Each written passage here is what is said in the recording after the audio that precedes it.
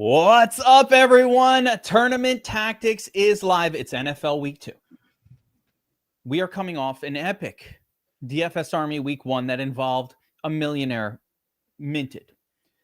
We saw a member use the domination station, unheard of, to put 149 out of 150 lineups into the Millie Maker cash line, including something like 12 or 15 lineups in the top 100, which, again, unheard of. Walked away with 82K without winning. Unheard of. Multiple other takedowns across FanDuel and DraftKings. The core plays you heard about right here on the show. The Fields stack. What are we going to bring this week? We're going to find out, guys, but we got a couple of notes. Actually, a showdown winner last night as well. So the wins just keep happening here at DFS Army. I want to congratulate Mason2595, showdown winner, 59K, Tucker Craft at the helm. BobbyWow gave out a rule on the show. He said, if you got Jolo in your, first of all, he said, if you got Jolo in your lineup, maybe do a little fade of Rooney on Josh Jacobs. Those two don't meld well together. Seem to work out pretty well for Mason 2595 50K winner. And guys, big celebration on all the big wins this weekend. We got 20% off at DFS Army, all the subs, promo code Millie. Now let's get into NFL Week 2, boys. Got another fun one. Let's get a quick glance at the games up top here. And I'm just going to go around. I forgot to do this last week. I'm going to go around and what game is popping for you the most? Which is the game that you saw that you were like, oh, shit. Where did you get? Which is the game when you saw it and you felt the tingle and all of a sudden. Uh-oh. Boner alert. Because it happens. It's only natural. It's only natural, guys. Don't feel weird about it. Jeez. Which is the game that stands out to you, BobbyWow? What's going on? Look, I'm gonna save the most obvious one, okay? And I'm gonna go with the Bears at the Detroit Lions. This game is ripe for the picking. We have two teams desperate for a win. A Detroit Lions team that was in shambles against the Packers in week 1. A Chicago Bears team whose offense was in shambles during the fourth quarter of last week's primetime game. Both these two teams have declared they're going to get a win. And I think we see some points put up here. So I'm going to go Bears and Lions. Love that game as well. Such upside and low ownership across the board in that one, BobbyWow. Love that part about it. Josiah, you going to keep it going like BobbyWow and just go like a Panthers game? Just let's choose the team, the game of our favorite team. At this point, we might as well. At this point, we might as well. That's definitely what it was. That's definitely what that was. No, I mean, honestly, I really do like that Panthers-Cardinals game. That was the second one that stood out for me. The Panthers can't tackle anyone. And so, I'm already looking at who can I play against the Panthers. And they're not even that high owned, which is a little surprising too. So I really like them. And then Burns, I think you'll probably take the one that we all know too. I just want to say the Panthers got torn up with a running back. I want to play a running back against them. Don't know which one to play. Not going to play either of them. That's the problem. That's why. Like, I don't know. Burns, which game is cracking for you? Well, in the beginning of the week, when I first started looking at the slate, and I was looking at salaries and how everything was starting to look, the Dallas and Giants game actually stood out to me very vividly. On the Dallas side, it wasn't the Giants side. I think the Giants are atrocious this year, and they're just going to be atrocious all year long. Hopefully they get a top 5 pick and we get another good draft pick. But the Cowboys on the Dak side, I like Dak at home. I think this is going to be a reminiscent of 2023 against the Giants. I think he just explodes in this one. I think CeeDee Lamb and him are just going to have a great rapport again. But a game that is actually starting to pique my interest as the week goes along, and it's starting to pique my interest as injury reports start to make their way out, is this Indianapolis and Denver game. I really think this game could actually shoot out, and especially in the dome of Indianapolis. So injuries are broad on this one. There are a lot of injuries across the board on defensive sides and on the entire slate that are going to change the slate as we see it today. I like that you came with the second one, which I'll call an under the radar game to be interested in. Obviously, Denver with that elite kind of reputational defense, and we're just not sure what to make of the Colts. So I like that. I like it's a little different. It's a little crazy. It's tournamenty, and I like that part about it. I'm going to just keep the theme going. Although, listen, since there's only 4, I'm going to keep the theme going since everybody picked their favorite team in that game. I'll say, hey, Jets, Bills. There's some excitement there too. Right? Bills defense, supposedly pretty good, but I mean, they don't look that great, letting up 42 to the Ravens last week. Jets aren't the Ravens, but the Ravens though, Jets are, they do have a running quarterback at the helm, and they look pretty good last week, and they have a pretty decent running. It's not that different. It's like a shitty Ravens. The shitty Ravens are the Jets. They play pretty good defense, right? Can we be like the shitty Ravens at least? Because Ravens. Why not? The Shravens? But I think I actually think it's interesting that no one mentioned Eagles, Kansas City, 2 Super Bowl rematch, 2 teams that can score really quick. Yes, they both play pretty good defense, but neither team has a whole lot of weapons like to choose from in terms of difficulty and figuring out where to go in DFS. So I like that game too. I think it can go either way. I think there's a chance that game kind of just plays defensively a little bit, and at the end, it's a 20 to 17 type deal, but there's also a version of that game playing out where it absolutely goes bonkers, right? Score, answer, Hollywood Brown getting crazy out there. AJ Brown wakes up from his offseason slumber, has the big game. So there's a lot of version, there's no Goddard in that one, so we can maybe target the wide receivers a little more. There's a lot of funness to that game as well. So I think those are the games though. I think there's one more. Go ahead. We kind of all saved the obvious one, and no one took it. So I know, right? Really, the Jags, Bengals. Yeah, of course, Bengals Jaguar. It almost goes without saying. That's the highest total.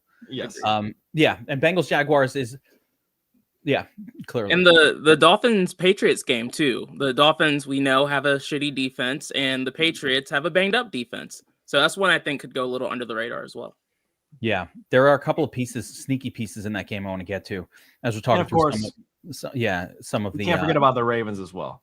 It's not we don't want to touch the Browns, but the Ravens have a history of just dismantling that Cleveland Browns team, and I think we see it again here. I think Derrick Henry might rush for 500 yards. So Derrick Henry, angry Derrick. That's angry not Derrick. the Derrick that you want coming at you at full speed. Someone on the Browns was dumb enough to say he's not that hard to tackle or something like that. And Derrick Henry, he addressed it in his little presser. So yeah, I don't know. We'll see. Oh boy, he's not that hard to tackle. Something along those lines. That's like me. I need to think of an analogy for that because of how stupid it is. Yes. I don't even have one ready for that. Normally I do, but I'm lost for an analogy for that one. You're waking the sleeping giant that was already awake. Guys, we talked a little bit about some of these games. I agree across the board. We got some ignore spots here as well that kind of don't really stand out too much. But let's jump over to the actual quarterback pool. First, we'll take a look at the ownerships. I'm always curious who's going to be high owned, who not. Where's the chalk? I feel like, don't you guys feel like for this show, almost every time when I sort by ownership and it's like, what the fuck is Trevor Lawrence doing up there? Like literally last week, we're like, what the fuck is Trevor Lawrence? You guys want to chalk up Trevor Lawrence last week? How'd that work out? Let's not do that again, right? So let's see who the chalk is for this. All right. The field slightly smartening up, although there's T-Law hanging around, maybe still a little too high for where he should be on the road. But looks like the field is smartening up just a smidge here. Right? We got Joe Burrow, Lamar, and Josh Allen all sitting right at about 10 or 11%. So all even for a good reason. Next group here, Trevor Lawrence, Dak, and Jalen Hurts. There are some notable names towards the bottom of the list, but look at Mac Jones at 4K. By the way, I didn't even think of it until just this second. But 4K Mac Jones has to be someone that you got to keep in mind. No, for that price. No, Won't be me. It's a no for me, dog. no. Won't be me, man. Yeah, Lex P says silly for the Millie Mac Jones. So you guys are listen. Not that I silly. don't know. I hadn't thought of it, but I didn't realize it was going to be 4K. When have you ever seen Mac Jones be good, man? There's a lot of other less silly ways for the Millie. I'll give you some notable low owns that are cool. I like a low own notable. Jared Goff off the dud, 1.8% ownership in a smash spot, potentially, especially if Chicago keeps that game competitive, or actually more so if just Chicago can stop the run. I think the game is going to score a lot of points either way. But if Chicago can someone stop the run and force them to throw for touchdowns, Goff you can get for cheap in terms of ownership. There's another name down here, Daniel Jones. Now, Burns, you mentioned the Denver game as potentially like sneaky, weird, this one can pop kind of thing. Bo Nix and Daniel. Now, Bo Nix may be more so, but Daniel Jones and Bo Nix super low owned. No one's playing that, Burns. Yeah, I like Bo Nix. Yeah, this week. Go for the favorite. Daniel Jones cheaper though. That's okay. But Nix gets that good Colts defense. He's the favorite. He checks off some boxes there. Lower end of the salary spectrum. The only other names really that are popping for me are kind of these middling names. I think Mahomes and Fields, but we see what the chalk is going to be. So let's go through it top to bottom. DraftKings quarterback group, and everybody, we already talked about games that kind of somewhat know where we're going to go with this, but let's talk a little bit about a quarterback and maybe how you would look to stack that quarterback in week 2. And I'll start with you, Burns. So at the very top, with the studs, we saw 3 names that are going to be very heavily owned: Burrow, Allen, and Lamar. And then, of course, we have like some, maybe I'm going to call it slightly lower, not weirdly, but slightly lower ownership with Hurts and Mahomes. So starting in this whole 6K and up group, Burns, which give me a couple quarterbacks that you're looking to attack in the higher end price range, and how you're looking to stack them. Are we double, single? You're going to bring it back? How do you see it going? Yeah, I'll start at the top with Josh Allen. I think you don't really have to stack him with 2. He's going to get it with his legs. I think he makes a good stacking. I think a good stacking partner with him is either Keon Coleman or Dalton Kincaid in this one. I also Jalen Hurts is going to be awesome in this game. He was awesome in the Super Bowl. I could see him having another great game in this one. Complementary piece for stacking with him is obviously Saquon Barkley and Devonta Smith. I like those 2 a lot in this game, especially now that Goddard's out. I really am starting to like both of them a lot more in this game. And then Joe Burrow, you got to stack him with 2. He's a pocket passer. I think the industry right now is just, they're just, when they roster Burrow, they're rostering Higgins and they're rostering Chase, and they're calling it a day. And then if they get lucky, they're adding in Chase Brown as well. So that's pretty much how Burrow's lineups are going to look. I like it. Somewhat obvious. Would you say that? Obviously with Burrow, I think you got to include Chase Brown in that group of pass catchers. Yeah. Or else you just end up with a whole bunch of Burrow, Chase lineups. It's a little bit much. But yeah, a couple of obvious ones in the high end range. Josiah, how about you? Who are the quarterbacks at the top of the range? Hey, I'm going to do I always do this. I got a couple of stud expensive pay-ups that I like to use, a couple of pay downs. Last week, the pay downs and the studs really worked. I can't complain about, Jaden. Yeah, Jaden was okay last week, but of course it was Fields and Daniel Jones that led the day. Yep. Both on the sheet. Both were featured prominently in my lineups, and both were a reason why I personally smashed my multipliers and pretty much the everything we built on the Players Club. But Josiah, what do you say here up top? Yeah, I hit on Fields last week. I told y'all I like some of those cheapies down low, but this week's different, definitely, like you said. I like Josh Allen. The Jets defense last week was god awful. They couldn't stop anything. Think about, they allowed Aaron Rodgers to almost have a tournament winning score, which is just absolutely nuts.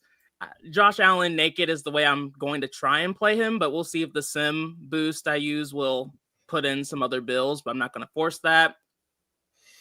As of right now, I like to have a relatively small quarterback pool, and I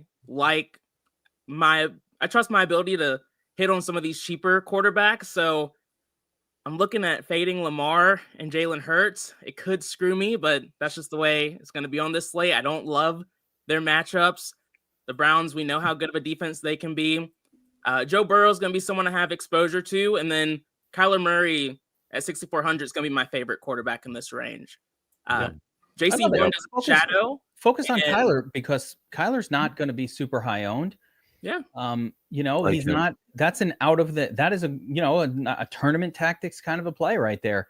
Low him. owned. I don't really think his stack partners are going to be all that highly owned in this one. I mean, it's just MHJ, Trey McBride. I'm not even going to make a rule stopping James Conner or Trey Benson either. Yeah, I like that a lot, Josiah. I like Kyler. I would make the rule to stop Connor, in fairness. I would not do that. I get it.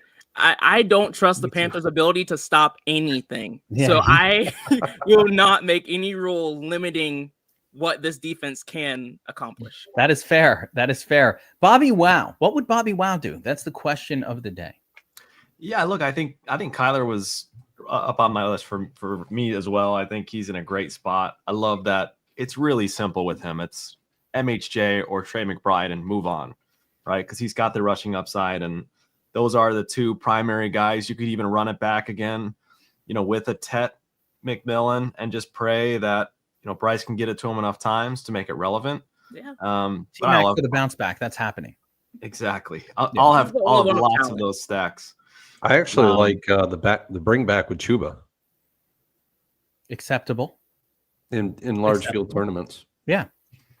Why not? McNasty remembers that Kyler had a good week 2 last season, and hoping that. And Chuba was a bum until the very end. He had like a random reception touchdown at the end. Unbelievable, man. I knew you were hurt by that. That guy. Everybody giving their top 2, Savage. We appreciate you, my man. Yeah, I think I hit on it earlier too. Geek, I think you'll probably end up talking about Dak Prescott, I'm assuming. So I'm going to save him for you. I'll just mention Caleb again. I think Caleb plus DJ and or Roma Dunze is a great spot. And I'll run back every single Caleb stack I have with a Detroit Lions player, primarily Amon-Ra St. Brown. I think this is a week. Kyler Gordon is going to be out again for the Bears, which really is going to allow Amon-Ra to cook big time. We know he had a down week. Yeah. We know he's on the Bears. With Kyler Gordon out, that's a massive boost for him. So I'll have lots of Caleb stacks. And I mean, I would say the vast majority of those will have Amon-Ra St. Brown coming back for the game stack.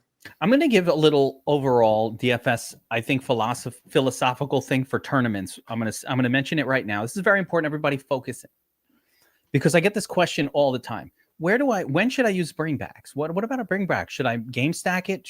When should we use the bringbacks? And guys, I'm going to clarify this in a way that is going to make a lot of sense for everybody. And it's going to light something up in your brain that goes, oh yeah, fuck, why didn't I think of that? Right. And this is years in the making. So let me make it very clear. When you're playing the underdog, the bring back is much more important when you're on the underdog side of the game. BobbyWow just called it with Caleb. He said, if I play Caleb, I'm definitely bringing something back from the Lions. Why? Right? Just let's talk logically of how a game happens. Lions at home generally are not going to get squashed.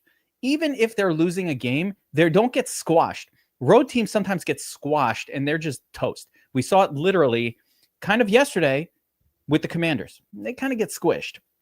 And then they just, right?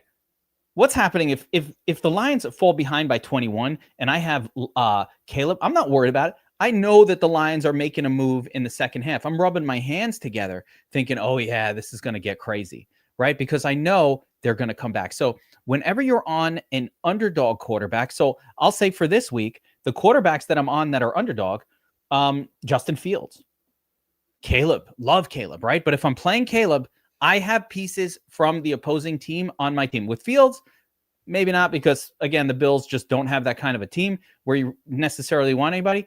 But if it's Trevor Lawrence, as long as he don't burn your food like Florence, and they're actually doing something in that game, what's happening on the other side, right? Burrow is answering. So if I'm playing T-Law, lock button, I have pieces from the Bengals in that lineup with me. Why? Because I know the Bengals at home are not going to get squished. They're going to come back. So the more, if T-Law is doing his thing, then Burrow and crew are doing even more their thing. So the rule of thumb, guys, because I get this question all the time. I get this question all the time. What about bringbacks? Bringbacks are fine when you have the favorite. Fine. A little bit, I'll mix them in. But the favored quarterback, he can do his thing without the other team. That's why you're saying, hey, man, are we interested in Lamar this week? Kind of, right? 28.5 point team total. Gotta kind of like that. But if I play Lamar, am I really truly expecting that there's this back and forth affair with the Browns this week? It would be nice if it happened, but that, I'm not expecting it. I don't want to force their players in the lineup unless I already really kind of like that player anyway. Then sure, if I already liked somebody on the team, it's a whole other story. So just a little bit of mental note. I was trying to figure it out for the any games where I'm on an underdog QB, like for example, Mahomes, who's the underdog at home. So I was thinking, if I play Mahomes, I kind of feel like, I probably want to have a piece from like on that game. I'll probably do it with either quarterback. If I have one, I'm going to game stack it no matter what. Very close. But any of these games where I'm on the under, let's say I was on Daniel Jones this week. This is a perfect example. I'm definitely bringing that back with something from Denver. I'm not having a Daniel Jones lineup just naked, because I think that Denver's favored. They should answer. They're going to be doing their thing. So just a little overall philosophical note about when to do bringbacks and when they're needed, and when it's just a let's call it a just it's a luxury, right? You don't need it. With that being said, yeah, guys, since I'll go to a quarterback that no one mentioned. Obviously, I like Burrow. I have him on my sheet. Allen. Lamar is the guy that I'm a little lighter on. I take an approach with Lamar Jackson that without a competitive game, yes. Has he blown up in the past? Sure. It's happened. I'm not saying it can't happen, but more often than not, you get the Lamar 22-pointer and Derrick Henry takes over in those games. So fine. It's okay. I'm not against it, but he's on my sheet, but he's definitely not my primary build around guy up top. I think, yeah. And I'll go back. I think Dak Prescott is playable here. I'm not sure. I don't have it core. It's not something I want to do in a cash game or any sort of environment outside of tournaments, but I think we'll get a fairly low-owned Dak. And obviously, CeeDee Lamb needs some redemption. What I like about the Cowboys, I'm always looking for teams that don't have a running game that is dominant, right? Dallas has a running back, but it's not very dominant. Same thing, by the way, with the Bears, BobbyWow. One of the reasons I really love the Bears and Caleb is because as much as, I like D-Swizz, he's good, but he's not a dominant running back that commands the football at the goal line. They're throwing for touchdowns, or Caleb probably has to run for touchdowns more often than not. Like, he's just not a dominant. It's not Derrick Henry. It's not Saquon Barkley. It's not somebody who's going to dominate the goal line. So that just tells me we increase our odds of getting some more touchdowns off the arm of the quarterback that we're choosing. That raises the floor and all that good stuff. Guys, I'll go around one more time. We talked a little bit about the top end of the range. If anybody has one more like flyer, cheapie that we haven't mentioned at the quarterback position, let's talk about it. And if not, we move on. Burns, got anyone in the bottom end here? Mac Jones, a little Mac, 4K Mac? No? Wheeler? No. Burns, you're on mute. Off, my man. Are we talking about 6 to 5K? Yeah, under 6K. Yeah, I think a lot of people have been talking about Drake May, and rightfully so. That's the one we didn't talk about. I think rightfully so. Miami showed that they were not a good defense at all in the secondary. and they showed that they're not a good defense in getting pressure onto the quarterback last week against Indianapolis. I mean, you know, Daniel Jones, he tore him apart running. He also tore him apart through the air to Pittman. And then he utilized Tyler Warren in this one. I mean, it was an atrocious game for Miami altogether, except for the fact that Achane actually got a touchdown towards the end. But in reality, I mean, it's like, you know, Drake May, he's, you know, he can run, he can sling it. So I think he's got to be a guy that's part of some of your he's got to be a part of your portfolio this week. Maybe not at a huge amount, but, you know, at a certain percentage. Who are you stacking him with, Burns? I think you can actually stack him with Hunter Henry in this one, and I really think that you can actually stack him with Stephon Diggs as well in this one. So I think those are two of the starting stack pieces. And then, you know, don't sleep on Keyshawn Boutte. That's where I was going to go next, is that you could go there too, but he may be the favored wide receiver because he blew up last week. So it could be Stephon Diggs week this week. So, or I don't know. Boutte looks like the guy, but I think you're right initially that Hunter Henry's like the safest bet on that whole thing. I really like Hunter. There's not the guy in New England. I mean, it could be Boutte. Hey, look, if Drake May puts up a game-winning score this week, it'll be his first. Think of the memes. Drake May made a booty call. No? Josiah, give me some laugh. I thought that was good. Yeah, I thought that was good. You're the only one. All right. somebody gotta give me a chuckle. All right, Josiah, speaking of Josiah, lower cost. So we talked about some studs that you like. I don't even call Kyler Murray a stud, but sorry, but at the low end of the range. Yeah, the cheapies. One thing I wanted to note first is I do have a concern with Jared Goff. Jalen Johnson is back for the Bears. And like you all mentioned last week, the Bears last season gave up the least amount of fantasy points to quarterbacks. And I'm looking for reasons to play Goff, especially at that ownership, but I just can't do it. I like Bo Nix a bit more there. But getting cute with it a little bit lower when it comes to price range, I like Tua. Patriots should be without Gonzalez once again. This offense looked god-awful last week.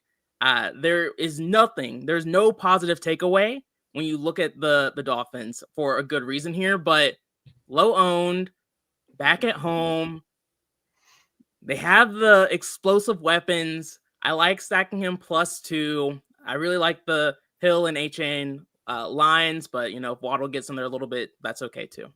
I wanted it so bad, Josiah, but then I saw the prop projection and I literally puked.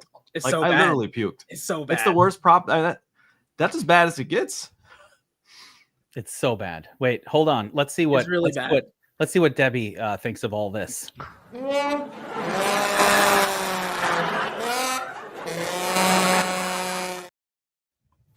Tua.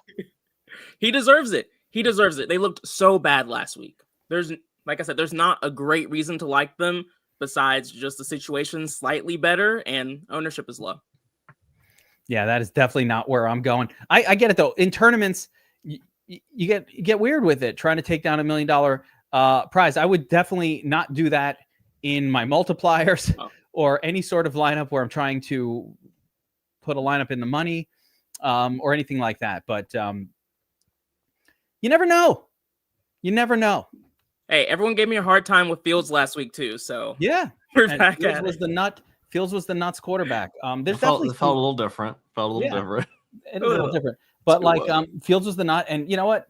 I'll give you this. Tua's back at home, and he can't be any worse than he was last week. He is healthy. Only go up. It can only get up. You know what? I have like a whole thing I want to talk about like believing what we saw in week 1 or not. And I have a theory about this. We'll finish the segment and then I want to give you that theory because listen, I've had week 1 and week 2 now. It's like going on 14, 15 years, getting used to this. So, but BobbyWow, what about a lower cost quarterback? We named a few of them, but like, I know it's Caleb. We all love Caleb. I love Caleb. You love Caleb. Everybody loves Caleb here. Not the field. The field don't love Caleb, under 5%. So you're getting a sneaky He play is the here. lower But cost. we at least I do. I know you do. So give me another one. Give me a different one. Oh man, there's really no one I want to force. Dak Prescott would be mine, but can I just pose a question rather than try and force another QB down here? Because we've talked about all the ones. Is it safe? Are the waters safe? Can we go to Trevor Lawrence in this spot this week? Half the ownership, Safe? a little cheaper.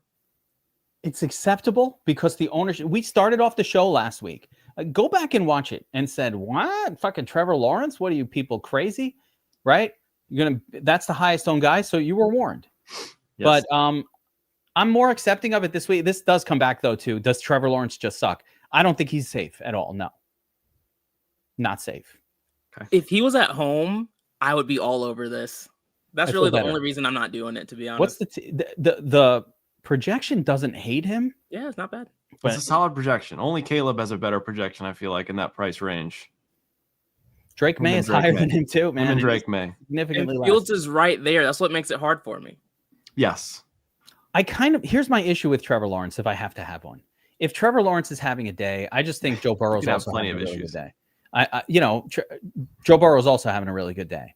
And then right, but I guess the thought process is the Joe Burrow stack is so significantly more expensive than the Trevor Lawrence stack, right? Because you're getting Burrow with Chase, is the primary. And whereas Higgins. you got what? Yeah. Right. And Higgins or Chase Brown's relatively inexpensive. But with T-Law, it's T-Law and Brian Thomas, or T-Law and you want to get crazy, ETN or Hunter. That's just so much cheaper. And you still have to bring it back with Chase. Like I'm not playing T-Law without some Chase. One of the Chases. There is a Chase in the lineup. I think at the end of the day, you're getting one more stud in to your lineup with a T-Law stack versus a Burrow stack. Is Burns, that what do you think? A price worth paying? Maybe. It's worth it in tournaments, but I would not mess with that. There's no reason to mess with it. There's no reason to mess. Guys, do we really want this as an end of the show segment? There's no reason to mess with that. So there's no reason to mess with that in any sort of cash or anything like that. I think I'm still of the mind of wondering if I'm going to handcraft a multiple during Players Club tomorrow. Like, will I handcraft a multiplier lineup with Trevor Lawrence in it? It's not in consideration. It's a consideration, but it's very much this guy sucked last week, but he bounces back here kind of thought. Okay. Yeah. Guys, for me down here in this zone, I'm just going right back to it. I said it before, but I think Justin Fields is somebody does it enough with his legs that we could pretty much just keep playing him under 6K. Forget the matchup, but a matchup at home is fine. I don't love the underdogness of him, Burns. I'm with you. I know Burns is like underdog. No, but I don't like that either. But I did see a running quarterback just tear up the Bills last week. I also like that the Jets are at home and are more likely. The Jets also blew the game last week. They're more likely to, not that matters. They're, who cares? But I don't mind the spot for him. They got significant injuries on that Buffalo team. Their defensive tackle, their starting defensive tackle's out. So, they got some serious injuries. One good thing for them though, White might be back. Yeah, but BTJ Strange combo. Wait, what did I just do? Oops. Go back to the Dom station. If he's out, it makes it very interesting for like Garrett Wilson and stuff. So, agreed. Polak Hillbilly in the chat. I would like to know how many of your eliminator lineups made it through the cut. Polak Hillbilly was a regular during best ball season Draftapalooza. And I put 20 of 28 through in the eliminator this week. So let's go, baby. Check it. All right, guys, I wanted to talk about week 2. So here's my philosophy. Burns, you're a math man. Josiah, you're a MILF man. BobbyWow, you're a Millie man. I'm just a guy that's been doing this a long time. So I don't know why I said all that. But here's my theory. I don't know why I said all that, but it worked. It totally worked. My theory is this. In week 1, first thing is, for week 2, don't disbelieve what you saw in week 1 from the good plays. So when somebody popped for something special, somebody was doing something you were unexpected. You know, oh, that's interesting. I'll give you some examples in a second. Don't disbelieve. Believe it. Embrace it. Somebody's looking awesome week 1. Yes. Go back to it in week 2. Don't get cute. We want to get cute. I'm going to fade him. No. He did good. He's looking good. Just go right back to it. Chase it. Get on the train. It's still early. Get on the bandwagon. So we believe the good. I'm going to give you an example. You know how Fannin Jr. comes out and gets 9 targets? You're like, who the fuck is that guy, right? Where's Njoku? What's going on here? I never even heard of this guy. Who the fuck is he? Nah, it could never happen again. No. Believe what you saw. If he got 9 targets, that means the team, I'm going to assume that the team has a plan and they want to use him a lot and they're going to keep doing it. So I'm buying it. That's my point. I get it. You know, we're playing DFS. We feel we want to be naturally contrarian. Don't be contrarian. If somebody looked good week 1, cool. Let's go right back to that week 2. That's the first thing. Hollywood Brown, 16 targets. No competition for targets. Yes, I'm going back to that in week 2. Thank you very much. If you had biases, I'll give you another one. Travis Etienne gets all the carries. And we all thought, stop. No, Etienne's the last one. Like, yeah, believe it, Josiah. Etienne is hot garbage. The Panthers are bad. The Panthers are bad. The Bengals are bad too. Fannin Jr. being the number 1 example is wild, man. Which one, Fannin? No, because you got to believe just for DFS purposes. Like what? I mean, come on. Njoku was on the field 95% of the snaps, and it's the Browns. It's the freaking Browns. I'm making a point here, BobbyWow, that you got to believe what you saw in week 1. Don't bring your bias from the preseason. That's what I'm saying. That's why I said Etienne. In the preseason, we said, fuck Etienne. This guy's not going to be a starter. Well, then Bigsby got traded too, right? Yeah. Yeah, they got Bigsby there. They got Bajal Tootin over there. It's going to be Bajal Tootin. It's going to be this, that. No. They gave it to Etienne. He is the starting runner. I'm not saying Etienne's going to smash the Bengals this week. I'm just saying Etienne is the clear-cut starting running back on that team. Let's believe it. Breece Hall had a big game. Most of the carries. Massive carry share. Should I be like, well, you know, but I came into the season thinking he was going to split with Braylon Allen. No. Believe what you saw. They're giving it to him. Thank you very much. Jump on. We will jump on the bandwagon of big performances week 1. But there's a second component to this. There are also a lot of teams that were... So I'm only believing what I saw from the good performances. When they sucked, you can say, week 1, team wasn't in sync. You know, all offense looked like shit. Miami looked like a fucking dumpster fire. Can we go? Yeah, it's okay. You can go back to them week 2. It looked terrible. We're going to have to keep getting on the bandwagon. It might take a couple weeks. Same thing with Burrow. We're all going to play Burrow. He sucked last week. Let's be real. He looked like shit. But we're all going to play Burrow because he's got a you know, he will snap out of it like that. I don't know when. It might not be this week. So in the bad performances, so the good performances, believe them. The usage, believe it. The bad performances, we could chalk some of that up to the team was out of sync. Don't panic, right? It's going to happen for those guys. So you didn't play everyone? The good performances, believe it. The bad performances, don't believe it. I'm not saying definitely play all the bad performances. What I'm saying is the people who were good last week and were heavily used or not, or in splits, whatever it was, what you saw, you could believe that. That's going to continue. We'll chase it. The point is, don't be scared to chase a big performance in week 1. There's possible, like, I'll give you another one. Jawan Johnson, 12 targets from the Rattlesnake. I go right back to it. Okay. He's out there for 99% of the snaps. Oh, all right. Well, that's unusual for Jawan Johnson.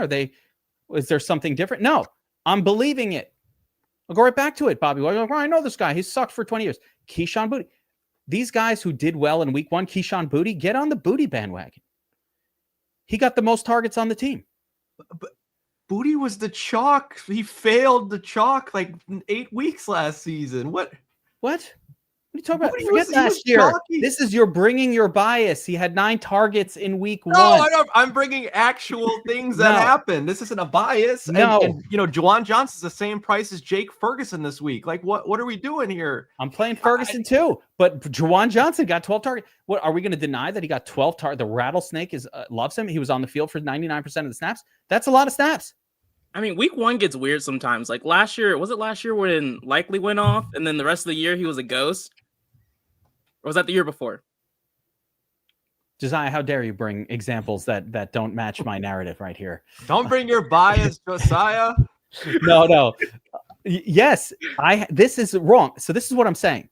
I was always this way, and I learned to not. Oh, here's Jenna. Good in week 1. Chase it, Igbuga. Chase it. Get right on board. Get right back on it. Don't worry about it. Pearsall, jump on the bandwagon. It's cool. There's plenty of room. Maybe it's just some of the examples. The Fannin and the Juwan Johnson are just hard. Those I think the sentiment makes sense. It's the sentiment. It's not about those players. I didn't write down player names. My point is, don't be scared. And actually, the King Raheem nailed it. I have a tendency not to chase good week 1 performance. I have a tendency never to chase a good. I'm almost like, I'm fading it now. Let's not do that after week 1 because everybody thinks that way. I want everybody to flip the mindset. I'm not looking. This is not a chalk mindset. This is as crazy as it sounds, this is a contrarian approach. No, it's not chalk. It's contrarian. They did great week 1. Fuck it. Let's go right back to it week 2. They're throwing to Igbuga a ton. Okay. Put him in your lineup. Let's go right back to it. And believe what we saw on the negative side. We saw some negative things. We saw, like I said, Connor and Trey Benson in close to a 50-50 split. All right. I accept it. I'm not going to play Connor and pay up. No, I accept it. All right. Sorry. That was an intense rant. Okay. Back to breathing. There we go. Yeah. See? I like that. I brought it back around to our. You gotta bring your bad boys into it. Woosah. Hey? All right, let's get into the running back group for NFL Week 2. I don't know if this crowd, if the audience wants to hear that rant, or like an anger man. I need goose fraba more than anything else. A little anger management action here. No, it's passion. They need to see the passion. We had $1 million winner. Code Rez is apologizing to Josiah. It's all good, man. I'm used to it. Yeah. That's why I didn't throw up a Debbie Downer when you put on Fields, because I like Fields too. He's on my sheet last week. I wasn't laughing at you. He made the pick sheet from before. Got to play Fields all year long. Although I did bench Fields in a season long for Jared Goff, and I paid the iron price for that mistake. Won't happen again. Got to use your cheat sheets, man. Yeah. No, I should have used the projection that we have. That would have probably told the tale. All right, let's take a quick look at the running back group. I'm going to sort by ownership. Let's figure out who's the chalk. Ooh, there's some interesting chalk here. First of all right, so I've got it sorted by P-owned here. McCaffrey, the highest owned running back on the slate right now. Yeah, I feel that. And then HN, I'm on board. Chase Brown, I get it. And then it starts to get a little weird for me below that. So there's some names up top here. Can you guys even see this? I don't know if my screen... It's so small. I know. It's just so small. I don't know how to make it any bigger than this. I'm trying to... This let me is see better. if I blow it up any further. It's going to... Yeah, you won't be able to see the names. Let me see if I can deal with that a little better. No, one back was a lot better. I think this is okay. So I'm gonna change that and blow it up a little bit. Yeah, there you are. Let's do the old F11. Yeah, there we go. All right, so we'll make that a little bigger on screen, guys. McCaffrey, 25%, the chalk, followed by HN. I don't really get the whole Kyron Williams thing. That one's surprising. He didn't even know. Oh, all right. That's weird, right? Significant drop. Kamara, who's we know is kind of a turd. He's up there in ownership, so good luck with that. Tony Pollard, underdog on the underdog running backs, getting all the touches. Good price. It's the price on him. Price point. Yeah. All right. Yeah, projection okay. Derrick Henry a little lower than I was expecting to see down here at just 13%. Jamo Gibbs, 10 targets, 10 receptions in week 1. No one paid attention because he didn't score enough points. He was still in the top 20 million maker lineups. Yeah, there we go. Good luck with fading that, people. But 11% is not too low. I don't know about Jonathan Taylor here. Javante, I like. So any of this chalk bothering any of you guys? Like Kyron Williams is bothering me as chalk. I don't get that. The first thing we need to ask ourselves is, did we get Shanahan with the Christian McCaffrey, him sitting out that last practice? Because he looked fine to me. I don't think so. I think we'll be fine. But of course, there's always risk with Christian McCaffrey. But like, was that one of his games? Like CMC's completely fine, but he had him sit out just to freak everyone out. I think they don't want to give. I think they're doing their best to not have Christian McCaffrey at risk at any moment. But wouldn't they have played him a little less in that first game? You would think so, but they didn't. If that was really the case, I don't know. Maybe I guess Brian all I'm saying is he looked pretty dang good to me. Yeah, I mean, 30. What did he have? 31 opportunities. I don't see this game as competitive necessarily as their game was maybe last week. Even when Mac Jones under center, it's kind of like Spencer Rattler looking in the mirror on the other side a little bit. Yeah, maybe it could wind up being competitive, and then they need him. They can't afford a loss here. Who can play worse, Spencer or Mac? Man, you know what? The rattlesnake was not that bad last week. I want to rip on him more than I can, but he's, he'll revert, but he wasn't that terrible last week. He was less bad than I was expecting. Hardly a downgrade. So is Juwan Jennings out in this game yet? No. But I don't expect him to play. I don't expect him to play. But anyway, I mean, just talking about the chalk here. Kyron, Kamara, underdog, Pollard, Taylor against Denver. Maybe that could work. But let's start at the very top again. Running back group, guys. And we have, I'm going to say, from Chase Brown up to Derrick Henry, 6 spectacular running back plays. Every single one of them is good. Henry, Barkley, McCaffrey, Gibbs, HN, and Chase Brown. They're all owned fairly highly outside of, weirdly, Jameer. Saquon's really kind of low. And then Derrick Henry is also a little bit lower owned than I would think he should be. We'll see if that self-corrects. But it's okay if no one has a preference here. But I'm just curious if you have a preference in the pay-up options at run. And I love all these guys, so don't get me wrong. But if anybody has a pay-up option, just one. Start with you, Burns. Who's your favorite of the group? Give me one. How far down can I go? From Chase Brown, the studs. Chase Brown all the way up to Derrick Henry. Brown, okay. HN, Gibbs, McCaffrey, Barkley, Henry. The best ones. Okay, it's Saquon Barkley. Saquon. I think he's going to beast out in this game. The lowest owned. I like that. Yeah, I think a lot of people are going to gravitate right to King Henry in this game against the Browns. I'll take the $200 less in salary and I'll just roll with Saquon. And I'll probably be upwards of 30% owned with him in large field GPPs. I'm even rolling him out in single entries and 3 maxes. But yeah, I do like pairing him with Chase Brown. I like it. Josiah, pick one. Yeah, mine, going back to him, Gibbs. He did struggle last week, but we now know that Green Bay Packers defense is elite. And so the Bears defense is good. I'm not going to, crap on them too much, but that ownership just makes it an easy call for me. Tournament tactics play right there. The lowest own he's going to smash. I love Jameer. It's hard. It's a harder button click because like all those other names are right there. But yeah, I love it in tournaments. What about you, BobbyWow? I like the Gibbs call.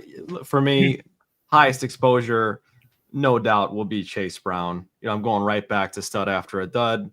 He's still cheap. He's got that 100 DFS grade. Love to see that.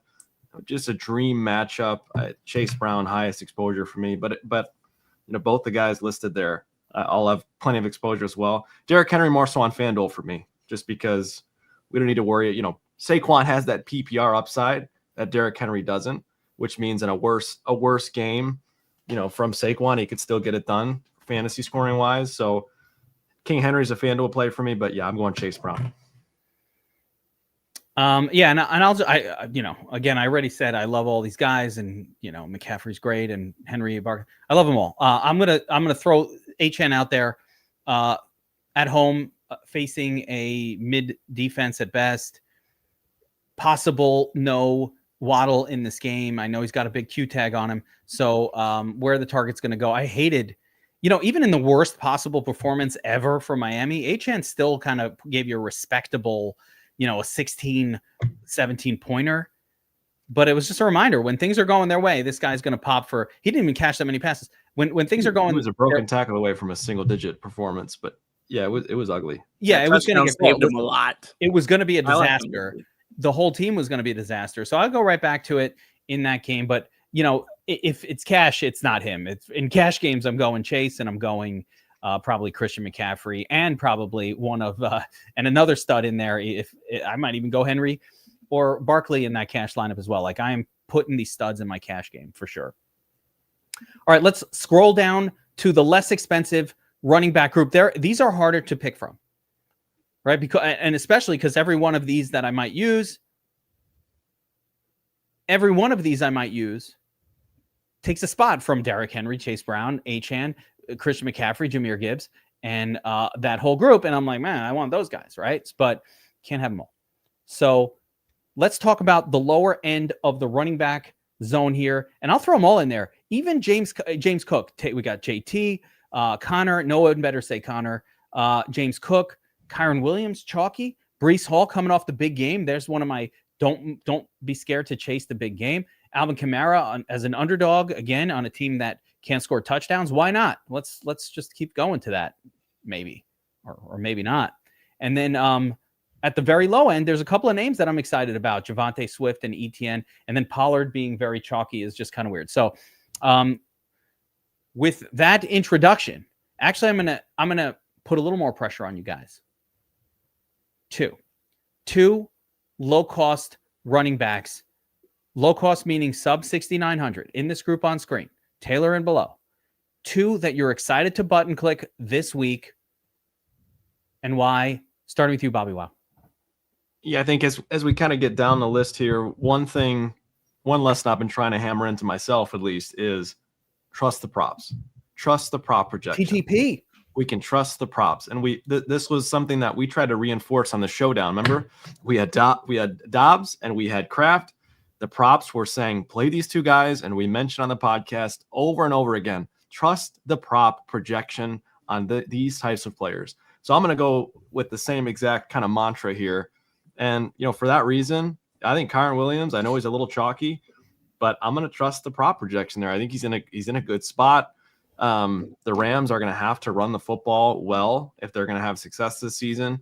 I have no issue going to Kyron, whose prop projection is far and away the best of the guys in that zone right there. So Kyron will be one of them for me. And then, as gross as it is, man, like I think you're going to have exposure to guys like Kamara and Tony Pollard. But, Tony Pollard, I think the thing that stands out about him is he's the only guy there, right? Tajay Spears, he's hurt. So there's no backup running back threatening to steal major reps from Pollard. I don't like Tony Pollard. I hate playing him. I despise it. But for that reason, along with the prop projection and the price, he's the guy that I think you're going to have in your lineups if you're looking to have some value at running back. So it's probably him for me, along with Kyron. Hendy or Harvey, let's play neither of these guys. Let's just do neither of them. Definitely binking neither of them. Sorry. I love it, BobbyWow. Trust the projections. Kyron Williams is absolutely popping. I don't know why, and that's where that ownership is coming from. I ain't playing 20% on Kyron, doesn't catch a pass. But he doesn't catch a pass. I guess we're not trusting the projection. No, but you could trust the projection, but then that's fucking me up. I'm still going to use my mind, and that usually messes me up. Like when I believe basically when I let my head get involved, that's sometimes mess you up. I'm with you. I'm 100% with you. I didn't trust the projection on Kamara last week. Fuck Kamara, because I know his team doesn't score touchdowns. I get it. This week's a little bit better, though. 49ers defense isn't great. All right, let's go around. Josiah, are you trusting the projections? You know, we've got some other names here that could pop. Maybe you want James Conner. He's got a 15-point prop on him right now. Didn't you just say no one better say James Conner? Now you're trying to push me into saying I'm it? just trying to get down to you. Deep down, you know the truth. But first, I totally agree with Bobby. I always trust in Jesus. It's led me to having a lot of takedowns, and so I always trust the projections. But I still like getting weird in some of these spots where there's lower ownership. So the guys that Bobby mentioned are the guys I'm gonna have the most exposure to. But the guys that I'm going to be over the field on include guys like James Conner. And in DFS, everyone is always so afraid of these split situations where, oh, we saw a running back get a couple of touches, and James Conner still saw the vast majority of touches, and he's going up against a god-awful defense. I'm not sure if I'm going to do it yet. I can still force some lines of Trey Benson as well and just make sure that he's not going to show up in the same lines as James Conner and still have some exposure against this really bad rushing attack. But James Conner is going to be the guy that I'm significantly over the field on. And then I feel a little bit less great about the next one, but Breece Hall, just like last week, ET is out for the Bills. He's only 3% owned. That's something I'm going to attack every time. I would love to see him get a touchdown, but, you know, I still like his upside here. Burns, pay down running backs that the Shark Lab is spitting. Yeah, I think I kind of mentioned him a little bit earlier. I was looking at the prop projections here as well. I really like Chuba Hubbard this week. I love that the fact that he's about 5% owned. Projection right now 5.32, I believe. But he's projecting out really well. He's projecting out at 14.48, which is better than Breece Hall at 14.1 and $200 more. And I'm not buying Tony Pollard in this matchup whatsoever. The Rams are a real deal defensive front. I'm not buying it at all. Yeah, I would stay away from this one, actually. At least in my lineups, I am. Anybody can do whatever they want. But, you know, the Rams are the 5th ranked defense against running backs in the National Football League right now. And so I am not even going to touch that. Wait, one thing I'll point out, though, Burns, on that is that they did face the Texans last week. And, you know, the Texans running back situation isn't. Yeah, but this still goes back to 2024. Oh, okay. So you can't just throw away 2024 because we're so fresh into the current season that it just you have to still utilize 2024 stats. You know, and another reason is I don't roster home underdog running backs ever. And so it's just part of the process that I have. And another thing is that he's not going to get it's not any better through the air for him. They're 2nd ranked defense against pass catching running backs. And he's not technically a great pass catching running back anyway. So when you're the 2nd ranked defense and I'm just not buying this Pollard projection and the domination stage to shoving a lot. Now, if it burns me, it burns me. I don't care. We can bet some unders on that. Obviously, the prop-based projection is based on the prop, so we can smash some unders on Pollard. I'm not buying in either. I definitely don't like that ownership, Burns, either. I'm not buying him. I'm not buying Kamara at all in that prop projection there. I don't like it. Yeah, I know San Francisco is not the defense they were a year ago or 2 years ago, but I'm not buying it. But I will say another one that's coming up, and I like him a bit. It's J.K. Dobbins. I think he could actually have a really good game in this one on the fast track of in Indianapolis. Additionally, I like Travis Etienne. I'm surprised nobody actually mentioned him on the show yet. Travis Etienne is in a great spot here on the road. Road underdogs are very favorable to utilize in your lineups. You actually get them at a low cost compared to your home favorites and your way favorites. Like so Etienne too. I don't mind Etienne. I think he can actually get it done here in this game. but he has passed the failure as well, just like any one of these guys. But yeah, I think that's a good showing of guys between us. Yeah, really good. Definitely like ETN as well. Yeah, this is the last week I'm playing ETN though. Not after this week. This will be the last time. Yeah, this is the last time. I mean, he's playable here. Again, this is believe your eyes. He took the role after the game. They're like, "Fuck you, Tank Bigsby." Traded. Like they were happy with what they saw, and he's going to get 75% of the carries. That doesn't mean that ETN's going to have a good game. He was just okay when he was starting. The talent is questionable at best. Different coaching staff. We don't know. I'll give another one in this zone though that no one talked about, and I don't really get why not. We're still carrying our bias. Javonte Williams on Dallas, home favored running back, got all of the touches for the team last week. Miles Sanders fumbled away his opportunities. He stinks. So I don't love the prop is not bad. It's not bad at 14 points. It's definitely better than. You can't restrict us to like one guy and then be like, I can't believe no one talked about these guys. I'm just we mentioned everybody. What do you mean one guy? Just because Bernsey gets to mention every freaking run every time. Oh well, one guy goes, okay, here like this. I only got one. Are we sticking to the rules or not? Okay. Hey, I tried to leave at least a few for you guys. Burns left me just one. I even like Tyrone Tracy if we're gonna continue talking here. But cool, Tyrone, that's fine. You can throw it out there, just your primary, and then but I like Tyrone a little bit. All right, fine. Do you really like Tyrone?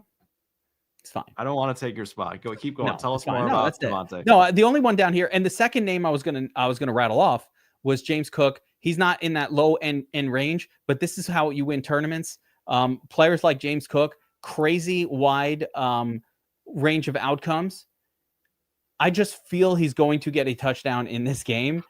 So it's just a crazy. I just don't know if Cook is going to get the second touchdown that he might need to pay off 6,400 when there's all these other guys that are so sexy. Like I said, most of my lineups just going to have Chase Brown and CMC and get this group that catch passes and they do all this great stuff. But like, listen, James Cook has a slew of 25 plus point performances last year. Cato definitely not liking the James Cook pick. No, she didn't like all. Jacobs either. That's for the showdown. So that's interesting. Now, quick question, Kev, for you and anybody else, really. Like when you see a guy like James Cook, you mentioned getting that second touchdown. Is that someone you'll typically see and say, I will play more of that guy on FanDuel though? Like to see the cat's becoming a problem. Is that somewhere where you'll say, okay, if I'm playing FanDuel, I will try and get some more exposure on that side of things, or is it just completely different? Boy, since I missed half the question, somebody else answer that. I mean, the Cat Oracle spot on here. I can't look at him now, but in general, yeah, I don't love like in these kind of situations. If I don't expect the second touchdown, I know everyone else is afraid of it. And it's a plus matchup, I'm willing to take the shot. Makes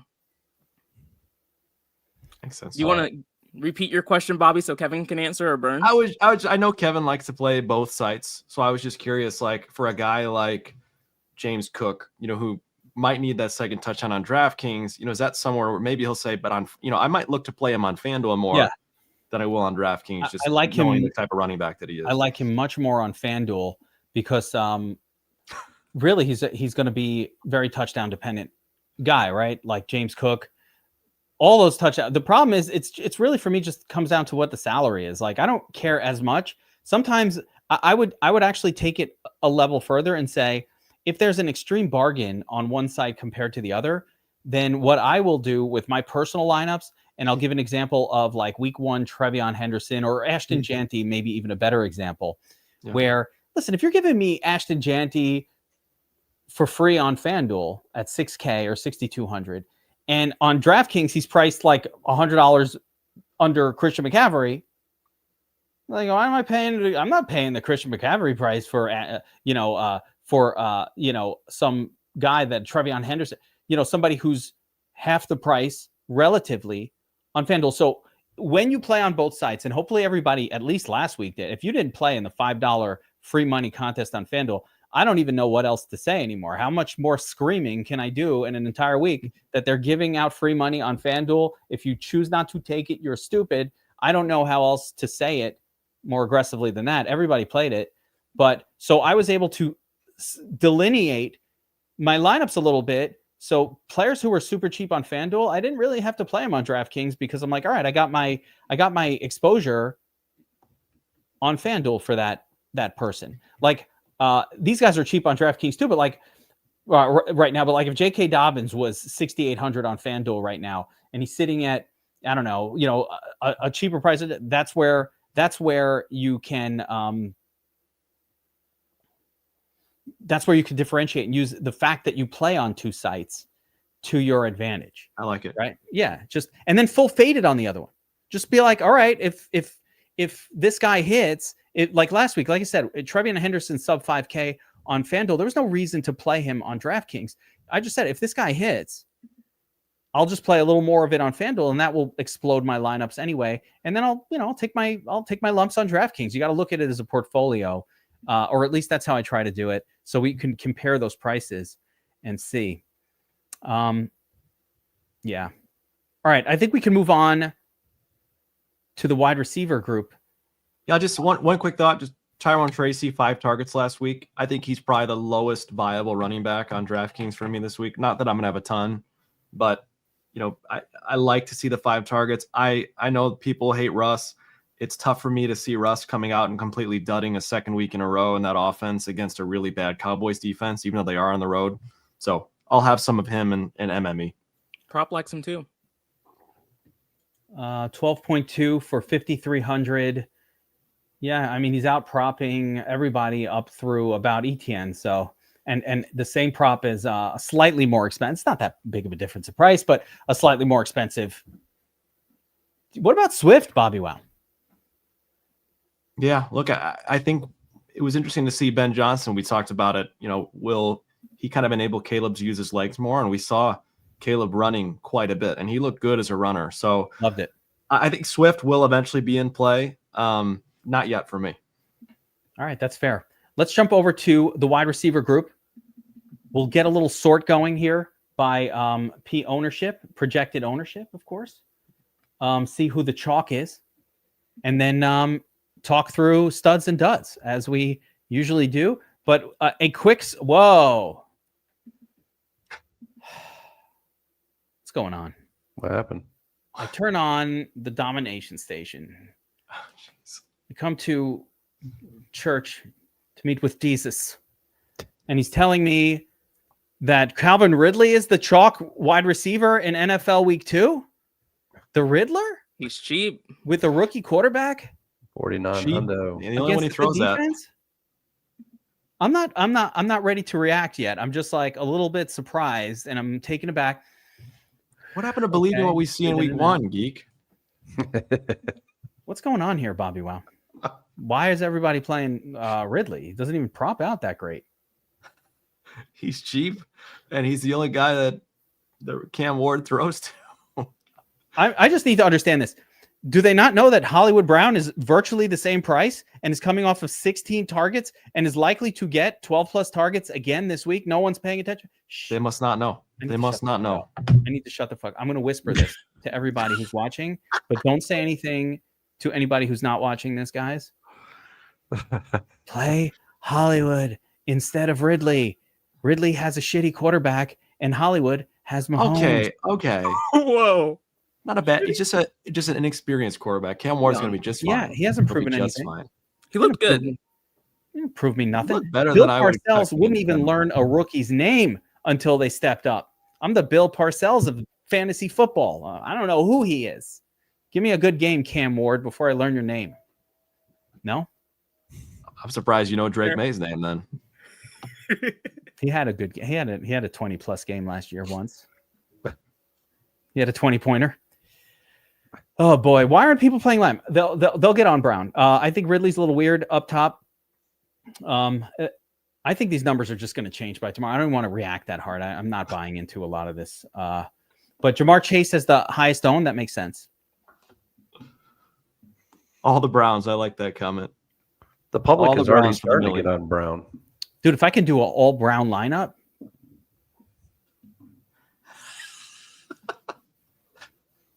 I need a second name. There's no, I can't get a quarterback in there. But the Browns defense, you could go almost all Brown. Amon-Ra. You lost me at Browns defense, I think. But hey, if you're going Brown, I think you got to take it all the way. You can't go 70% Brown. You got to go all Brown. Yeah, if you're going Brown, All you or got to go nothing. all in. Order from UPS instead of Uber. What can Brown do for you? There you go.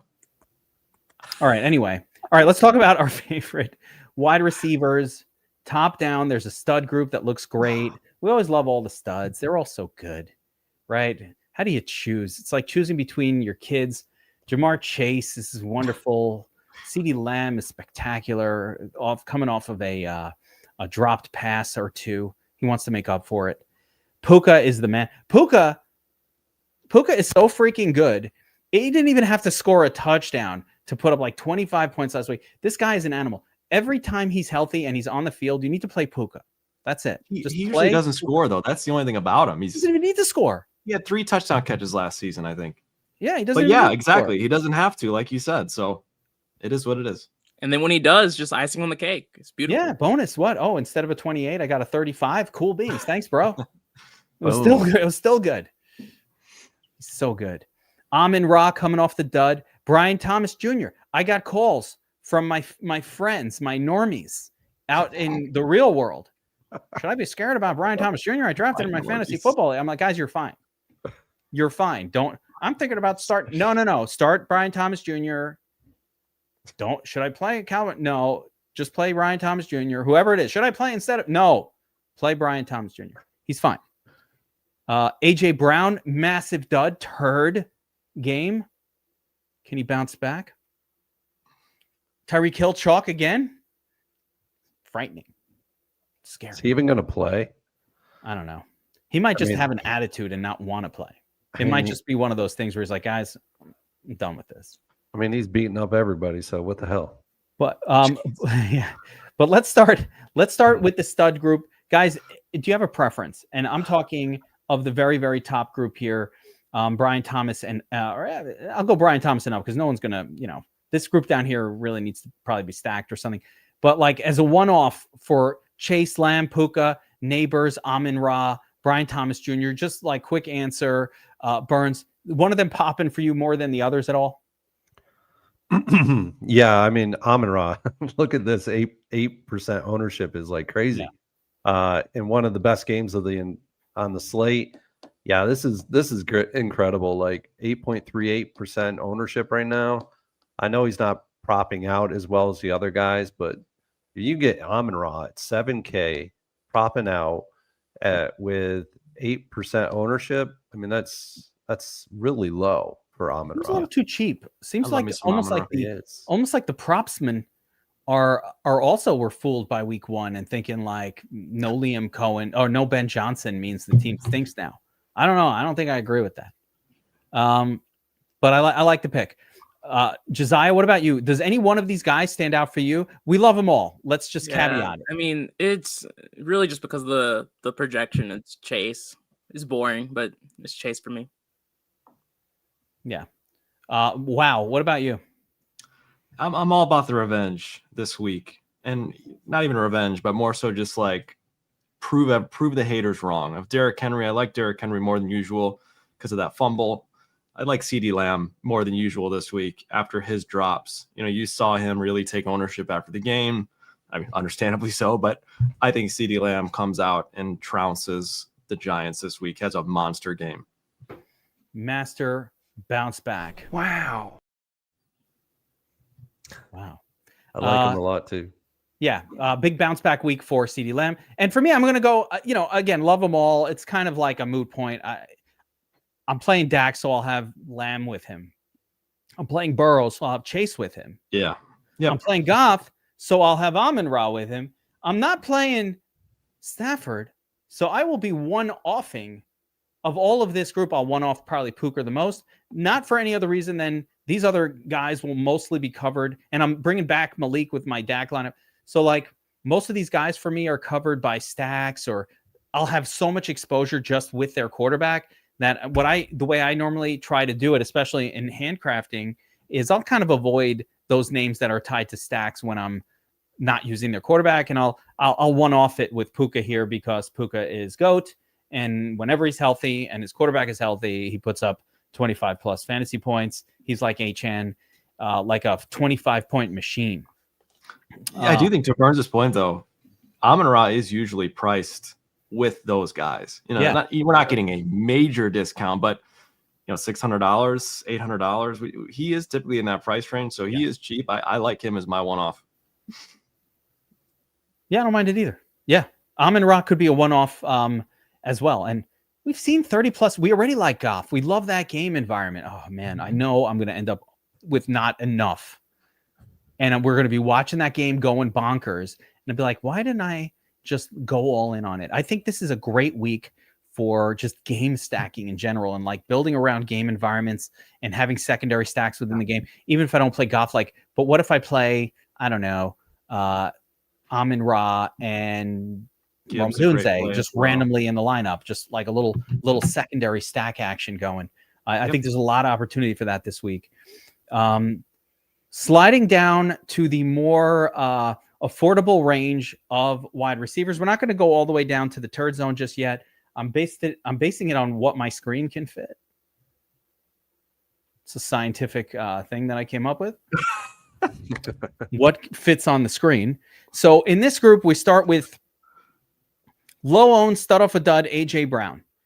You know, we got Garrett Wilson in there, Tyreek Hill, chalk Tyreek Hill, Cortland Sutton, Koso, Special Agent Koso, as they like to call him. Zay Flowers coming off the best game, maybe of his career. And going to be chalky for it. Ugh. That's the one spot, by the way. Remember how I said, believe what you see in week one? I don't believe that. That one, I'm not falling for that. No Zay Flowers for me. No. No. Absolutely. Go yourself. Is that clear? This whole life lesson seems to be built on the ground of sand. Seems to be crumbling here. It does not hold water at all. Right through. AJ Brown, though, again, they're gonna have to throw in this one. Why not? Zay Flowers, we got T. Higgins, the other piece of that game. Jack Smith, DK Metcalf. I heard somebody, Sticks was pushing DK Metcalf in his breakdown earlier. Big DK Metcalf. I didn't even think of it. Didn't even occur to me. Revenge, right? The revenge is real. They're in their corners suck, and there's some injuries there as well. I mean, it makes sense. Yeah, it didn't occur to me, but then I was like, man, I forgot about the revenge narrative. Plus, Seattle kind of stinks on defense, so why not? But still, trusting Aaron Rodgers is gross. And there's nobody else in there. I mean, I don't like trusting Aaron Rodgers at all. There's no other wide receiver there. All of a sudden, Calvin Austin. Eventually, we need to recognize Calvin Austin as a legitimate wide receiver because he's good. Putting up some good scores. He's good. He had a good game last time. He did. There's a funny comment. You can read it in the comments. Is this zone ugly to you guys? Like, I know there's going to be some good scores in here. This zone feels ugly to me this week. I don't know. I kind of like it. Oh man. Yeah, no, I'm with you, BobbyWow. I like the cheaper guys and the more expensive. And this area here is very like in the middle. There's a couple of names I think that are okay, but let's go around the room here. Let's just do one because we're still not in the super cheap zone, and I don't really see more than 4 or 5 wide receivers in this group that I'd be interested in anyway. Burns, give me one from the screen here. Brian Thomas Jr. all the way down to Marvin Harrison. Salary matters. I'll let you guys have Brian Thomas. I'll go with Cortland Sutton here. I think Cortland could actually have a good game in this one. There is some injuries on the Indianapolis side. And I think they're just, kind of overrated in the secondary. So I think Cortland Sutton could actually have a good game in this one. I like it. Cortland Sutton is a beast. What about, and you already mentioned that game. So it's back to what you were saying. And you're right. If you like that team, you like Cortland Sutton. I like it. Josiah, what about you? Who's popping in this group? Yeah, I mean, it's going to be JSN. We Yeah. saw the Jets do pretty much whatever they wanted to last week from an offensive standpoint. JSN had 50% of the targets last week. He's not going to keep that up, but the Steelers are really banged up in their secondary. They don't really have a lot of options to stop him unless they really just sell out and allow the Hawks to run all over the place, which they won't do. So JSN is going to be someone I'm really going to be over the field on here. You know what the best part of that pick is, Josiah? What? For me, is that we showed this whole group of wide receivers on the screen. JSN has the highest projection out of all of them. So you get a bonus of fairly low owned, highest projected player of this group outside of like just a smidge below Brian Thomas, who's priced a lot above him, and no one's playing him. So love that. How about you, Bobby Dubs? Bobby, I'm gonna go ahead and I'm gonna get a little different here. I think we talked about Kyler being kind of like an under-owned quarterback up front.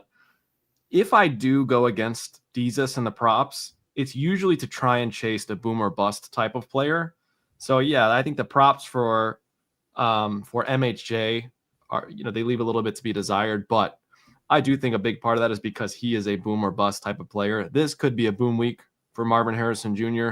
Against a really atrocious Panthers defense that Josiah helps us cover at length week in and week out. I like MHJ here, taking a shot on that ceiling game. He almost got it last week too. I mean, he got 18 and a half, and it was close. He looked good. They look, I mean, we hear it every year. We've heard it for the last 7 years that Kyler, right? This is the year. Things look different. And with, Kyler and MHJ look to be on the same page this offseason. Maybe it's true this time. This is the week I'm willing to take a shot on it here. He's cheap enough. I hope so.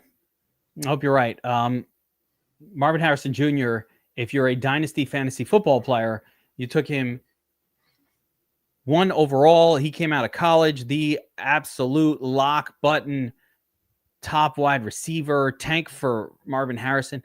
Haven't seen it yet. I hope we do. And second-year breakout is a real thing for wide receivers as well. So there's a few different things working in your favor there. I don't mind it. And he's priced right. Last year, can we just say, like, I have a bad taste in my mouth from Marvin Harrison 2024, not because of anything that he did wrong. I blame DraftKings mostly because they priced him at like 7,200, 7,400 all year. Like that was where he was priced with Brian Thomas. Like he was priced in a different zone, and it never worked out because he didn't have that kind of a ceiling. Now we get him at sub 6K. Now we're looking for a 24. We're not looking for a 30, 32s, 34s. We're looking for 24s. I think that's a lot more doable on the Cardinals offense that doesn't necessarily throw as much as like the Rams or some team that's a high-flying team, right? So I like it. I like the call. I'm not even going to pick one from this group. That's how disgusted I am. Plus, I like the guys that you picked already, so I don't have a new thought there. I'm stacking tea with Burrow. I'm not playing him alone. Zay is never going to be outside of a Lamar Jackson lineup ever for me, ever. Tyreek Hill. In Josiah's Millie stack, I mean, no one's going to own it, right? Tyreek's 10%. He'll be lower than that. Two out of Tyreek is going to be low owned, man. I like it. Unowned. And again, just AJ Brown, I just love him with Hurts. I don't really see the need to use those guys as one-offs. I'm playing him with Hurts, though. I will play him. I will stack Hurts this week. All right. Sliding on down to the good zone, where all the goodness lies, guys. The rest. And we'll save one last segment for like a sub 4,500 punt that you may or may not like. But we'll save that. But with the rest of them, this is where the money is made. Last week we had Pearsall and Igbuga just like flying. Igbuga core play all week. Pearsall core play. Both wound up in the nuts. Jackson Smith and Jigba bring back last week. So good. $1 million winner. Let's take a look at this part of the wide receiver group. And I need 2. Now, if you guys don't want to do 2 in the same segment, we can go 1-1-1 and then a second one. Or if you're prepared with 2 right now, which you should be, give me 2 at the low end. Burns, I'm going to you first. You're chuckling. He's ready. The Shark Lab knows. The Shark Lab knows. I just think it's funny, you know. No, I got to keep the show moving. I'm doing my best to keep it moving along, or we're going to be here for like 3 hours. Giving you and Burns a hard time. Yeah.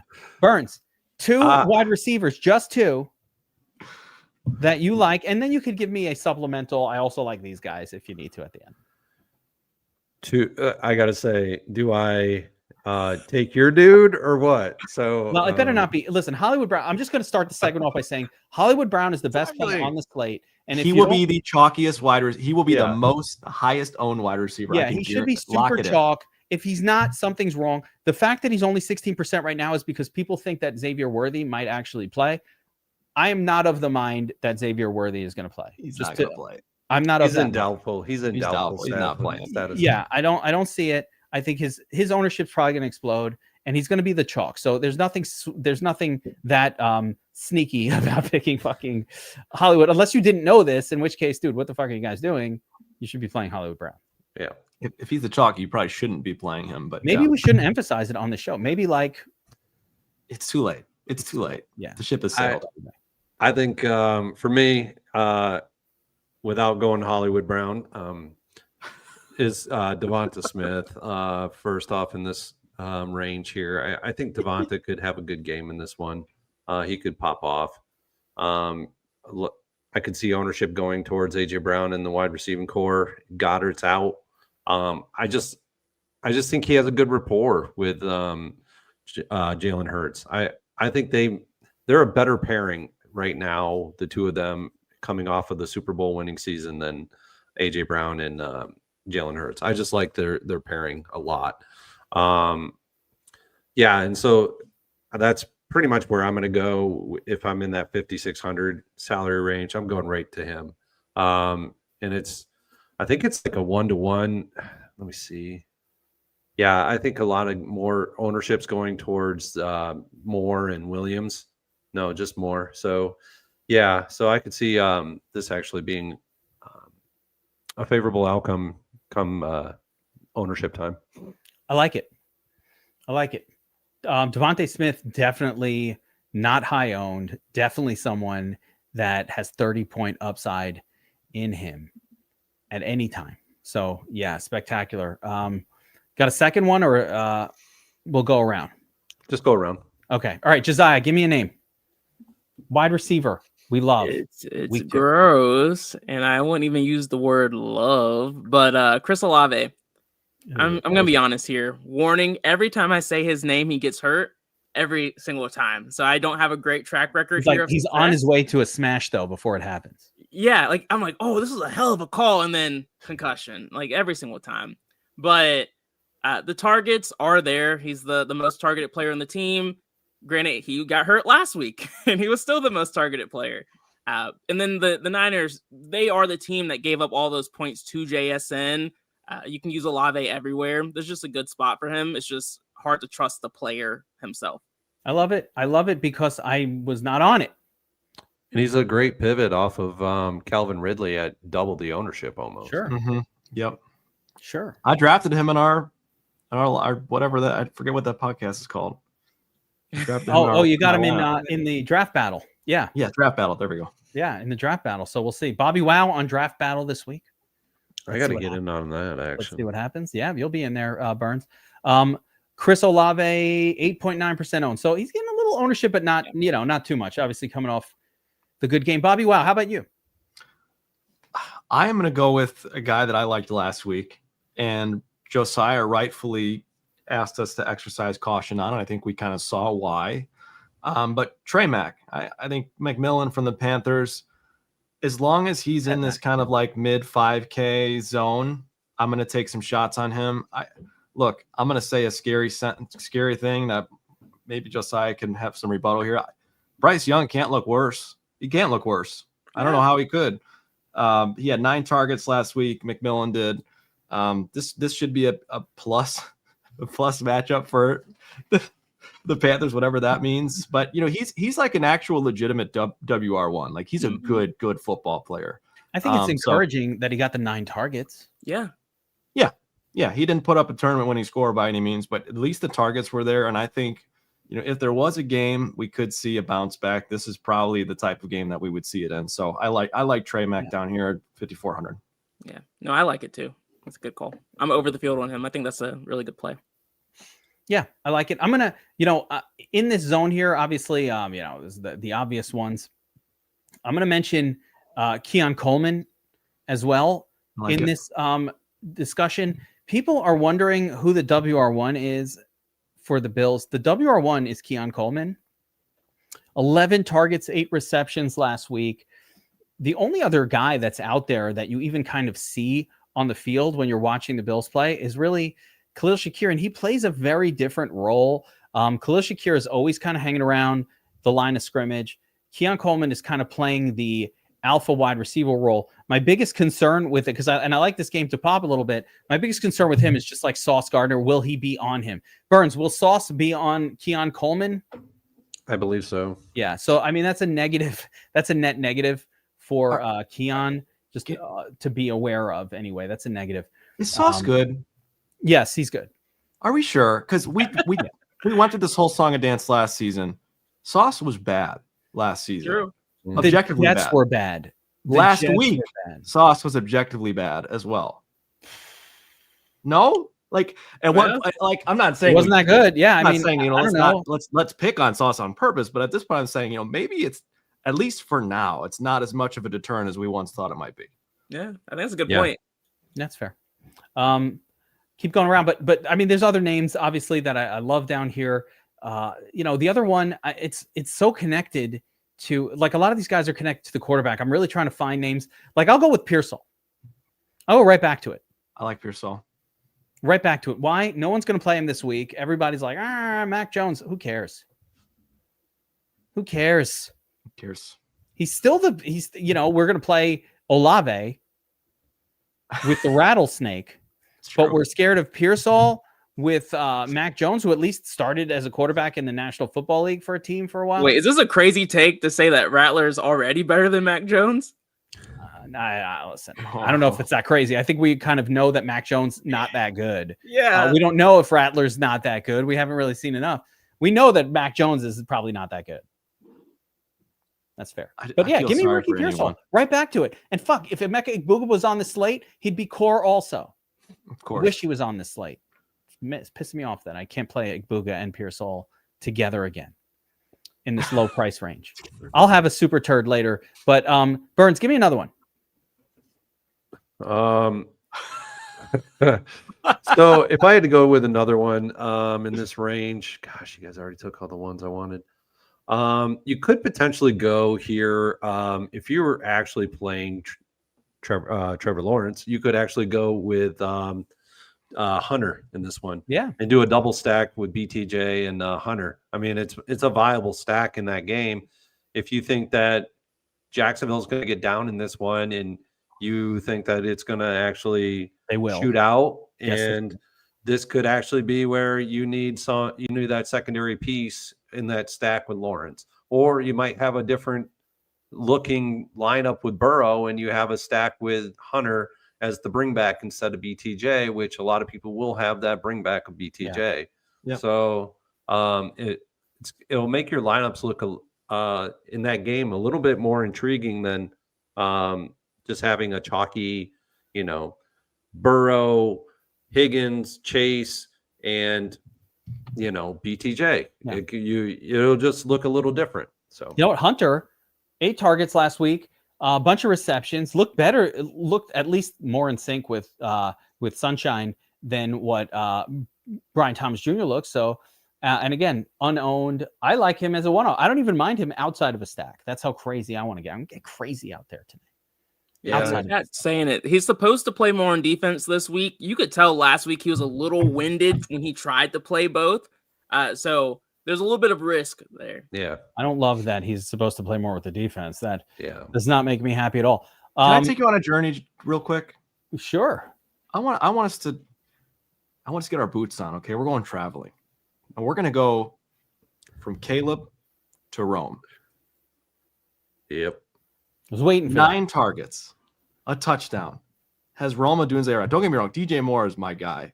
I think DJ still will be the alpha dog in the offense, but I think that this is Roma the play this week. Dunze looks good, and he is under 5K. Yeah. If you are game stacking that game, get your exposure to Roma Dunze, please. Hell yeah. Dude, that catch that he had in that opening drive on the sideline, that was incredible. I mean, it was just, and Caleb actually slung it like really hard. It was probably the hardest he's slung it. I've seen him in the NFL. Caleb and Roman Dunze. Don't Yeah, get me wrong. Roman Dunze was just like 25 points. That offense is going to be just fine. Yeah, I was just like, dude. Look, I might be biased, but $4,800 Roma Dunze is he could absolutely bust, but that's cheap, man, for a guy that could score you 20 plus points. I think he might be in my draft battle lineup, BobbyWow. So I hope Caleb. so. And yeah, you know what? He went down in price from last week, which is just weird. That's first. Like, why? Why would you lower him? He was targeted the most on the team, but man, he was 6 of 9. Those other couple passes that weren't caught, they were just flung over his head, but they were red zone targets. Yeah. Oh yeah. Like I was like, holy shit. If Caleb's not overthrowing a couple of those spots, he has a monster game last week. I like the Roma Dunze call. What about Burns? You got another one for me? Are we going further down in the 4s? Yeah. Josiah, you got one sitting on the tip of your tongue there. I see you. Wait, do I? No, honestly, this week I'm keeping it pretty tame. I don't have any like super sneaky cheapies down here this week. Yeah, if we're just sticking in the 4s, there's really it's not that great of a showing outside of Roman Dunze, but there is one that could actually be a pretty decent play. I'm not going to say it's going to be a great play by any stretch. Is Cedric Tillman. Mm-hmm. He could be a decent play. It's kind of a slim play, but if Browns, which the Browns will be down in this one, but guarantee it, you can book it. He may be the person that he may be the player that actually gets him, a touchdown or so. I don't know. Yeah, it's funny because you see Baltimore looking like, hey, they're not that good of a they're very good defense. Yeah, they're awesome. I don't like I don't love the Browns on the road, like I don't having enough time to throw the ball. So there's a reason why like he's not going to be super popular. But generally, Tillman had a great week last week. Showed that this guy is that WR2 that you're excited. We have some Draftapalooza guys in here. I see Ray Zanny in here and Polak Hillbilly. We were drafting the shit out of Tillman super late. Like everybody had forgotten that for a while, people had just forgotten that Tillman had that wonderful stretch last year where he was like that WR1 for the Browns until he got hurt. But I was, hey, guys like that, sometimes they get hurt again, but when they don't, look out. The cheapest cheapie, there's 2 names down here, but the cheapest cheapie, and it might be too much. It might be too much, but it might also be brilliant. It's either stupid or fucking genius. I'm not sure. So I'm not sure. But my guy down here, and again, BobbyWow, there's a big spread here in terms of Kev. That's a really good one. Or what are you, stupid? But Tyquan Thornton, we're starting with. You're leaning number 2. Tyquan Thornton on the Chiefs. Hear me out. Deep ball guy. Great speed. But most important, they have all those injuries at wide receiver. I think Tyquan Thornton might be starting. Like Tyquan Thornton went from the 4th wide receiver that they might put on the field when they need a speedster to run the Martez Valdez-Scantling / Mecole Hardman route, but not drop the ball. So that was what he was. But now he's like he might be the WR3. I don't think it's the 2. I think it'll be Hollywood, Juju in the slot. And I think on the outside is Tyquan Thornton in there for 60 to 70% of the plays. We at least saw his name even, last week. There were some passes thrown his way. Yeah. It's the gummy play of the week, guys. That's the one that I was like, what? You have another one in there. Shots on the Chiefs. What's Definitely that? not. Definitely not. I agree. I mean, there's a couple of people mentioning Kendrick Bourne, who's now probably going to start for the 49ers instead of Juwan Jennings. I'm okay with it too. All right. Did he sit out last week to weigh his options or some crazy thing? I thought I saw some stupid report. Bourne did what? Where he said he's gonna sit the game out to weigh his options on what teams, like he has teams lining up to sign him. Please. I mean, I think stinks. he's like 29 and people aren't going that crazy. Yeah. So how about Tyquan Thornton? No, crazy? No, not crazy. No, I mean, I agree with the assessment of stupid or genius, but yeah, not crazy. It's gonna look really dumb when he gets a 0. If this was a showdown, though, I'd throw a couple of shares in captain for sure. He could deliver a oh my god, what was his name? What's our famous saint? The chef. Oh Traquan. Yeah, Traquan the chef. What was his last name? Smith. And he's probably more talented than Traquan's. Yeah. We're gonna get to tight end because there's a couple of interesting chalk tight ends, including Travis Kelce, which is a pretty intense one. But guys, I just want to do a quick segment to shout out the Sharp app.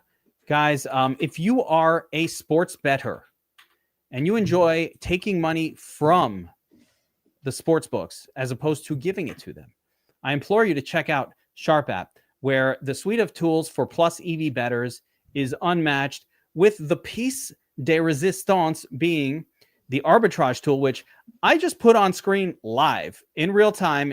This is the actual Sharp app, and you're sitting on a 5%er, a 4%. These are arbitrage bets, are bets where you can bet both sides of the bet on two different sports books and guarantee yourself a win regardless. This is a new technology that we put together at Sharp. We have it for in-game live as well as pregame. So if I want to go right now, and here's this A&M Aggies game, Texas A&M versus Notre Dame, Jadarian Price over 49.5, under 49.5. I can bet this right now.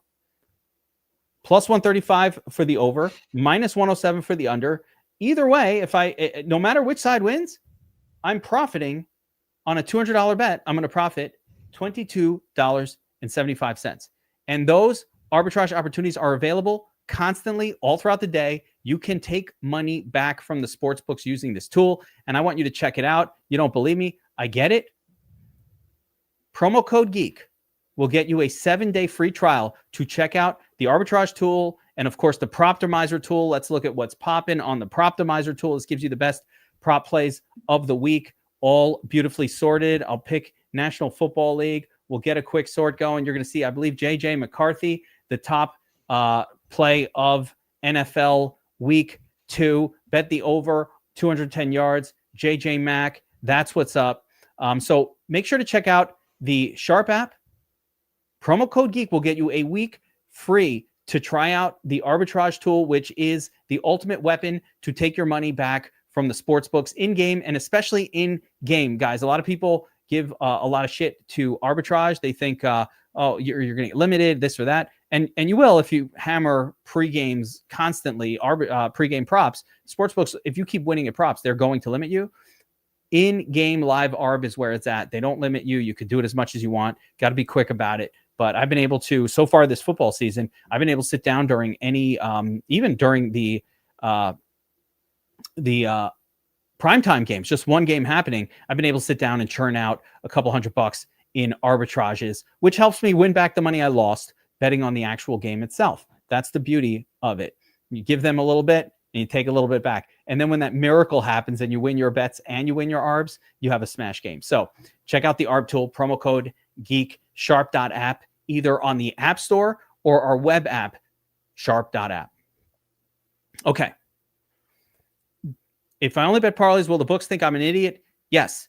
And I recommend, if you're going to do arbitrage betting, that you keep your account live, active, and healthy by betting lots of stupid parlays also, so that the books think you're an idiot, and then you can take money from them. It's real. It's true. Spoken to them. I know what they're looking for. Yeah. Oh, look at this. It's just me. Oh, yeah. There we go. Boom. Tournament takedown. DFS Army. That's awesome. Bears Vikings. Monday Night Football. A lot of people won on Monday night, too. Maxed out the 50 cent. Split it. Let's go. It's just me. My man. Biddy. My man. Huzzah to another big winner. All right. Tight end group. And these guys are all laughing at me. And then I get distracted. And I don't even know where the hell we are anymore. That's what happens. Too many gummies before the show. And I don't even know where I am right now. Confused. Let's talk about the tight end position. There's some chalk. Some scary chalk. Some chasey from last week's stuff that I'm excited about. But there's really only two high end. We'll go through this segment quick, guys. There's only two high end tight ends on the slate. Travis Kelce and Trey McBride. Those are the high price guys. There's just two of them. And really only one, Trey, because Kelsey's it's not even that high price for the rest of them. Yeah. So and the props, obviously, let's see here. I mean, they're always going to love Trey McBride. Trey McBride's good. He does his thing. I think Trey McBride's worth it if you can afford $6K. Everybody agree? Yeah. Yep. Yeah. Okay. I'm cool with Trey McBride. But the one, if you can afford it, cool beans. Let's go for it. Nathan Southern, Trey McBride all day. That's what's up, right? So here's my question for you guys, though. Travis Kelce, the highest owned. I get it. They're down wide receivers. I get it. But then Taylor Swift is out there. She's keeping him busy. He's going out to dinner. Bradley, he's not that good. He didn't look good. They lost the wide receiver last week, and they chose to throw it to Hollywood 16 times. They didn't throw it to Kelce at all. Why? Why, BobbyWow? Why are they not throwing to Kelce? Does he suck now? I don't think it matters. I don't think it matters. With Kelce at 5K, I don't think he's someone you want to full fade, particularly if you're playing game stacks for KC and Philly. Like, look, I don't care if Kelce didn't catch a single pass last week. What do you like? Catch one? No, he had four. I think there were four. He ended up with 4 catches. Okay, yeah. 1.5. We talk about no wide receivers. We're really gonna sit here. We're gonna say we'll play Traquan Thornton at 4K, and we're not gonna play Travis Kelce at 5K. Like, let's be real with ourselves here. I don't care how bad he is. We are going to legitimize Tyquan Thornton at 4K, but not Travis Kelce. I think we just need to have a little heart-to-heart here. Kelce is absolutely in play at 5K this week. That's a good point.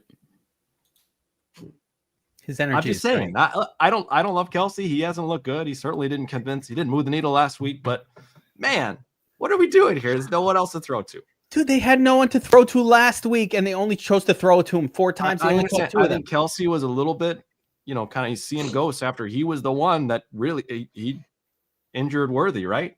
He got to come back from that. I'm not saying he's a great play, man. I'm just saying we can't talk about playing Tyquan Thornton for only $1,000 less and then say Travis Kelce stinks. Like, I'm just sorry. I'm not willing to do that yet. I'm not saying he stinks. I'm just saying, he's got the yips. Something's up. Why didn't they throw to him last week?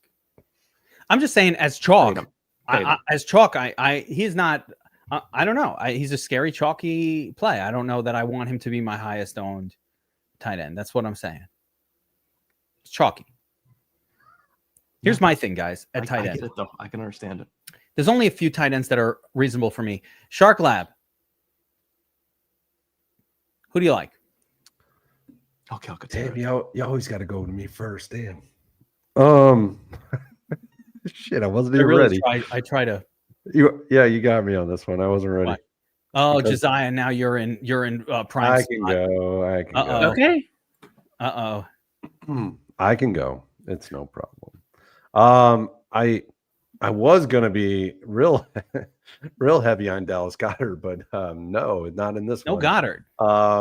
Yeah, I don't know. There's something sneaky about Evan Ingram this week. Man, it's just sneaky, like gross, way under the radar type play.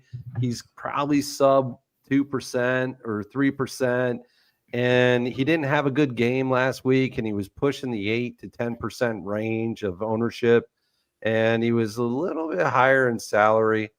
But now he comes down to right around 42. He's at 4,200 on DraftKings. I don't know what he's at on FanDuel, but my goodness, like they brought this guy over for a reason. And so I think Ingram might have a sneaky upside game in this one. So there's not a lot of confidence in Ingram. Again, my normie friends called me up and said I'm dropping Evan Ingram and picking up someone else in their fantasy football league. So the normies are not believing that Ingram can bounce back. I mean, for season long, I'm not in love with them, but that is a tournament play, though. I like the call. Very tournament oriented, super low owned. And you've been on this whole Denver game. You're like very into it. So Burns is bringing the Burns philosophy forward, and that's a beautiful thing. BobbyWow, what about you? Tight end for this week? Trust the projection. It's Jake Ferguson for me. Mm-hmm. He's a little chalky, but he's simply way too freaking cheap. I think people are going to try and get cute here. They're going to play guys like Brenton Strange again, he's a fine play. They're going to play guys like the Eagles backup tight end. Okay. Oh, he's an okay play, I suppose. But I think Jake Ferguson is the guy that's kind of smacking you in the face here. Don't be afraid to play him at 3,800. He's due for a big bounce back. Fergie, the clear cut, not clear actually, but the most likely cash correct tight end. But there's a couple other names I'm going to mention. And then, of course, Calcaterra. We got to start talking about the Eagles back in Josiah. Are we really going there with Calcaterra? I mean, he's always looked fast to me, so I don't hate him, but it's a thin play. If you're talking to me about a guy I like, it's David Njoku. For me, when people will start hating on a guy after a week one performance, the guy who's shown us he can be the guy, I always go back to that guy. You're killing me. You're killing the biggest slap in the face to Geek. My whole thing, I did a whole rant. I lost my voice because of it. Like I have to drink now. I just told my wife, I texted her, tea with honey, darling. A little honey in the tea. Oh, that rant. I believe what you saw, but Josiah, they are not. He is not the TE1. They're splitting touches. He was on the field for 100% of the snaps, basically. And Njoku, he played. Yeah, he was out there, and he still saw targets. It wasn't like he didn't see any. For me, I still have exposure to Fannin. The props love him, so he's gonna show up in a lot of my lines. I'm gonna make a rule where they're not gonna be in the same lineup. That doesn't mean I'm not gonna play Njoku, who I still think has more talent. I'm going to put some honey in the blue moon for tomorrow's show. Keep the voice going for the full 2-hour Players Club broadcast. Yeah, I mean, you know already. I think Ferguson's the best play for cash games. I'm going to be on Fannin Jr. and Juwan Johnson. I'm going to chase their performances from week one. I'm going to believe it. Juwan Johnson, let me just show you this. He did incredibly well. 12 targets, 8 receptions. After the show, after the game, there was a reporter in the Saints locker room, and he heard Rattlesnake singing. Juwan, he was singing to Juwan. He was singing a song. He says it was called "I Only Have Eyes for You." It's from the movie A Bronx Tale. Which is odd because Olave got the same number of targets, but that was the report, though. It was just kind of odd. Both Olave and Juwan were sitting there. I'm not quite sure who the hell he was singing to, in fairness, but he only had eyes for Juwan and Olave. 12 targets. I'm not ignoring 12 targets. Nope. I've done it. I've done it before. I'm not doing that again. We're not doing that. Howard Fannin Jr., 9 targets, 7 receptions. In week one, the team's a rushing attempt. When your tight end is in the backfield, like lined up as the running back of the team, little bonus, couple points, maybe a tutty, maybe a sneaky tutty late in the game. I wish I believed that Cleveland could score a touchdown against Baltimore. I would believe that this guy might be the guy that would get it. Not convinced they can score. I don't think there's a lot of upside here in this play. In fairness, this is really just a floor situation. I would like it a lot more if the game environment was better, which is why I think, Ferguson's probably still the best play, but I like these other guys a little bit. Any other tight ends, guys, popping for you on this one? Outside of, obvious stack with their quarterback situations, Kincaid. Can we trust Kincaid? No, probably not. I do think one guy we can trust is Tyler Warren. I think he's going to be okay. he'll be a mainstay of this Colts offense, regardless of who's playing quarterback. He's a good football player, so I think he's here to stay. Yeah, he's stacked. Yeah, I like him. He's going to be a really good play this weekend as well. Yeah, Warren's great, by the way. I said all that about Fannin, but Warren is like doing it a better version anyway. Getting the carry out of the backfield too. Super weapons, these guys. The Bears are already regurging. I can't believe we haven't even said this guy either. What's that? That's just not true. It's in the one of the favorite games of the weekend is Laporta. Yeah, I mean that dude, he's balling too. I mean he balled out last weekend too. So, yep, I like Laporta. Samwise the Brave here, 9 targets, 6 receptions. Yeah, had a great game. If you got a touchdown, everybody's rostering him this weekend. Yeah, had a great game. And he's 4,800. When have we seen Laporta in the 4s? One other guy I'll mention too, Laporta, I like a lot. He's a good spot. I think Dalton Kincaid may be finally a viable option in Buffalo this season. I don't know, but he had a good week 1. So if we're going to go by Geeks, believe what you saw. Believe what we saw. I think he's intriguing, especially if you're stacking that game up.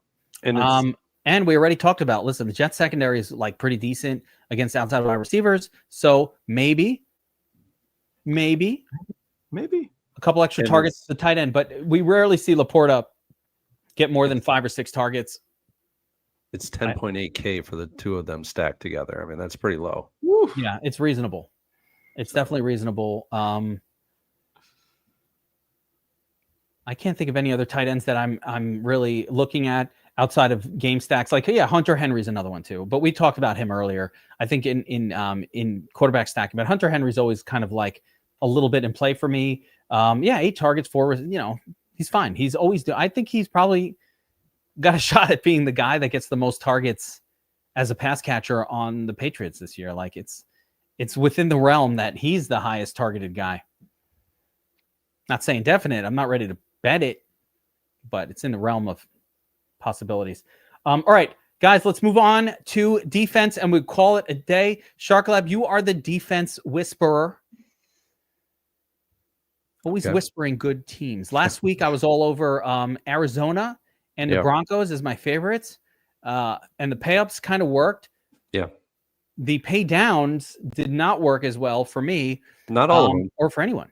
So there was one that actually paid off if you rostered them. Which was? Colts. Yeah, I didn't. They were actually 1 point under the Broncos. Did you mention them on the show? I don't recall. Oh, I was going to say kudos. But I did have them. I had a lot of them. Interesting. In the chat here, Fant after out targeting Gesicki. Let me just take a quick look because that did happen. That's kind of interesting. 4 targets, 5 or 7. So can we? I have to look at the matchups tool. I wasn't even aware of this. So thank you for that info, Polak Hillbilly. And I just like saying his name too. He got the touchdown too. He did get the touchdown. So Noah Fant maybe. So I want to take a look at usage here, but Gesicki was a horrible disappointment. Noah Fant, I guess, did okay. So sure, why not? Let's throw him on the list, especially maybe as a stack with Burrow because we're looking for that extra piece. And I definitely don't feel good about Gesicki after week 1 and not really even getting a sniff of a target. So sure, why not? Yeah, I like it. I'm not going to do it outside of probably a Burrow stack, but I like it. Yeah. Yeah. Defenses. The top group is great. The Ravens. Can we just play the Ravens and move on? No, I don't think so. I think it's going to be tough to afford them this week. It is tough. Cardinals also pop in against Carolina. Josiah knows. Yeah, the Cardinals are always the Rams. Rookie quarterback. Rams is your spot, BobbyWow? Against picking on the rookie quarterback again this week. Yep. Load him up against the rookie. Yeah, for me it's the Cowboys. At home, favored. Giants are the Giants. I mean, they're just going to do Giants things, which is not very much. I'm sorry. How sad. Yeah. That I like the Cardinals too. I mean, Carolina coming into town. It's just it's just something that just looks good on paper, right? But I was leaning towards the Steelers early in the week, but now Joey Porter might be out in this one, and they're just getting banged up more and more in the secondary as well as on the defensive front. Man, Steelers would have been nice in this one, but I'm coming off of the Steelers. I just don't think with the injuries that they're going to be a viable defense. I think they get. I was thinking the Steelers, so I'm glad that you're kind of like maybe. Can we play the Saints? Yes, the Saints are mine. The Saints are the pick I like the most. Mac Jones is trash against Mac Jones. How cheap? Mac Jones and the skeleton of a ghost of the 49ers receiving core for 2,500. I'll allow it. Yes, Saints are great. Yeah, that was my low salary defense. Yeah, there it is. So you know what? I when I did my lowest, what I considered my quote lowest viable defense, I did make my way up to the Cowboys. I glazed past the Saints. I still not absolutely love it because their actual real life defense not that good. Maybe I kind of think, but but you want to use Dallas. I think Dallas is the best play. You want to use the Saints at home though. They're way better at home than they are on the road. They are. And actually they weren't bad last week. And again, Mac Jones. It's Mac Jones. They got an 8. If he beats us, they got 5 sacks against they got 5 sacks against Kyler last week. Yeah, and Cardinals are way better. Are way better than San Francisco. Yeah, I would think so. I would imagine the front. Yes, they are right now. I would imagine Kyler's a little more elusive than Mac Jones. Mac Jones known for being, quote, not very athletic. Scouting report. Yes, San Francisco's got a lot of injuries. I mean, it's Patriots took Mac Jones because he in his prospect photo, he looked exactly like Tom Brady looked in his prospect photo. And they were like, yeah, okay, dad bod, let's bring him in. You know what Mac Jones is good for? When we have an outdoor barbecue, we put him on the grill, flipping burger. He knows exactly. He's like, got the burgers going, brats in the beer. Who wants a brat? He's wearing khakis, white socks, white sneakers, giant socks up to the ankle. You see the whole thing up to the calf. Mac Jones is out there. Love that guy.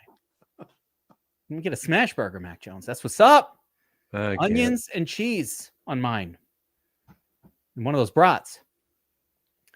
I like it, guys. Tournament tactics.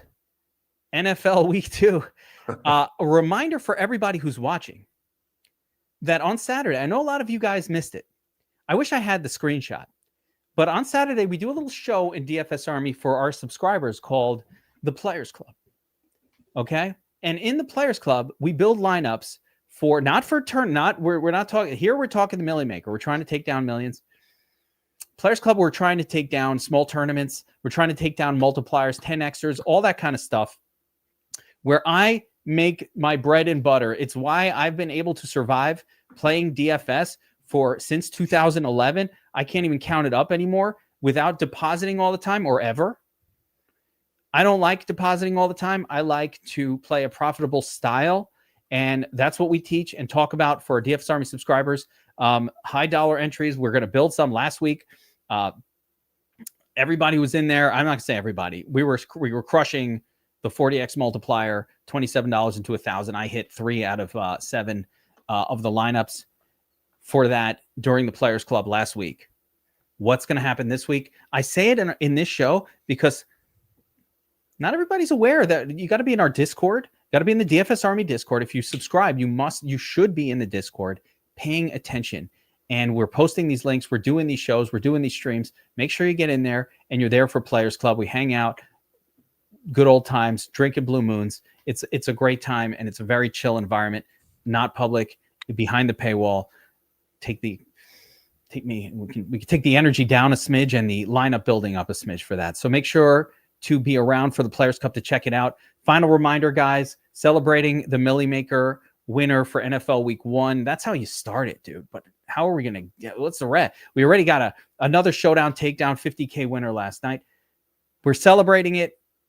Promo code Millie. If you're not subscribed to DFS Army, you can get in there now. Any of the subs, we applied it to everything, and it's a permanent one. And then for those of you guys who are already subscribed to DFS Army, I got a second thing to talk about, which is we're put together a free roll. I will repost it. Chapo's been posting it in my channel, but I feel like people just glaze over that. We have a free roll going, celebration of the Millie. There's swag prizes. It's free. It's a free roll for DFS Army subscribers. Member appreciation. Check it out in the Discord, in my channel, the Geek channel. I'll repost it again and again, but make sure you enter it. You can win some DFS Army swag. It's not that, oh, that shirt. You want this? Oh, look good. You know who loves this shirt? The ladies. I go, BobbyWow. And all I have to tell them is, girls, married. Sorry. But I get it. The shirt makes you look good. Fits. They come up to me. You're working out? Squeeze the arm. Like, cool your jets. Got a ring on it. You guys don't believe me? That's fucked up. Of course we do, Kevin. If you're not in the Discord, you're probably a mouth breather. He's right. He's right. That's a true statement. This is not speculation. All right, guys, that's going to do it for Tournament Tactics NFL Week 2. Thank you all for hanging out. We appreciate you all. We love you all. We want to see you taking down tournaments on the top of the leaderboards. Put those DFS Army avatars on your accounts and get those helmets up. Wall of Champions for you next time when you take down a tournament. We're rooting for you. We'll see you guys next time. Helmets up, everybody.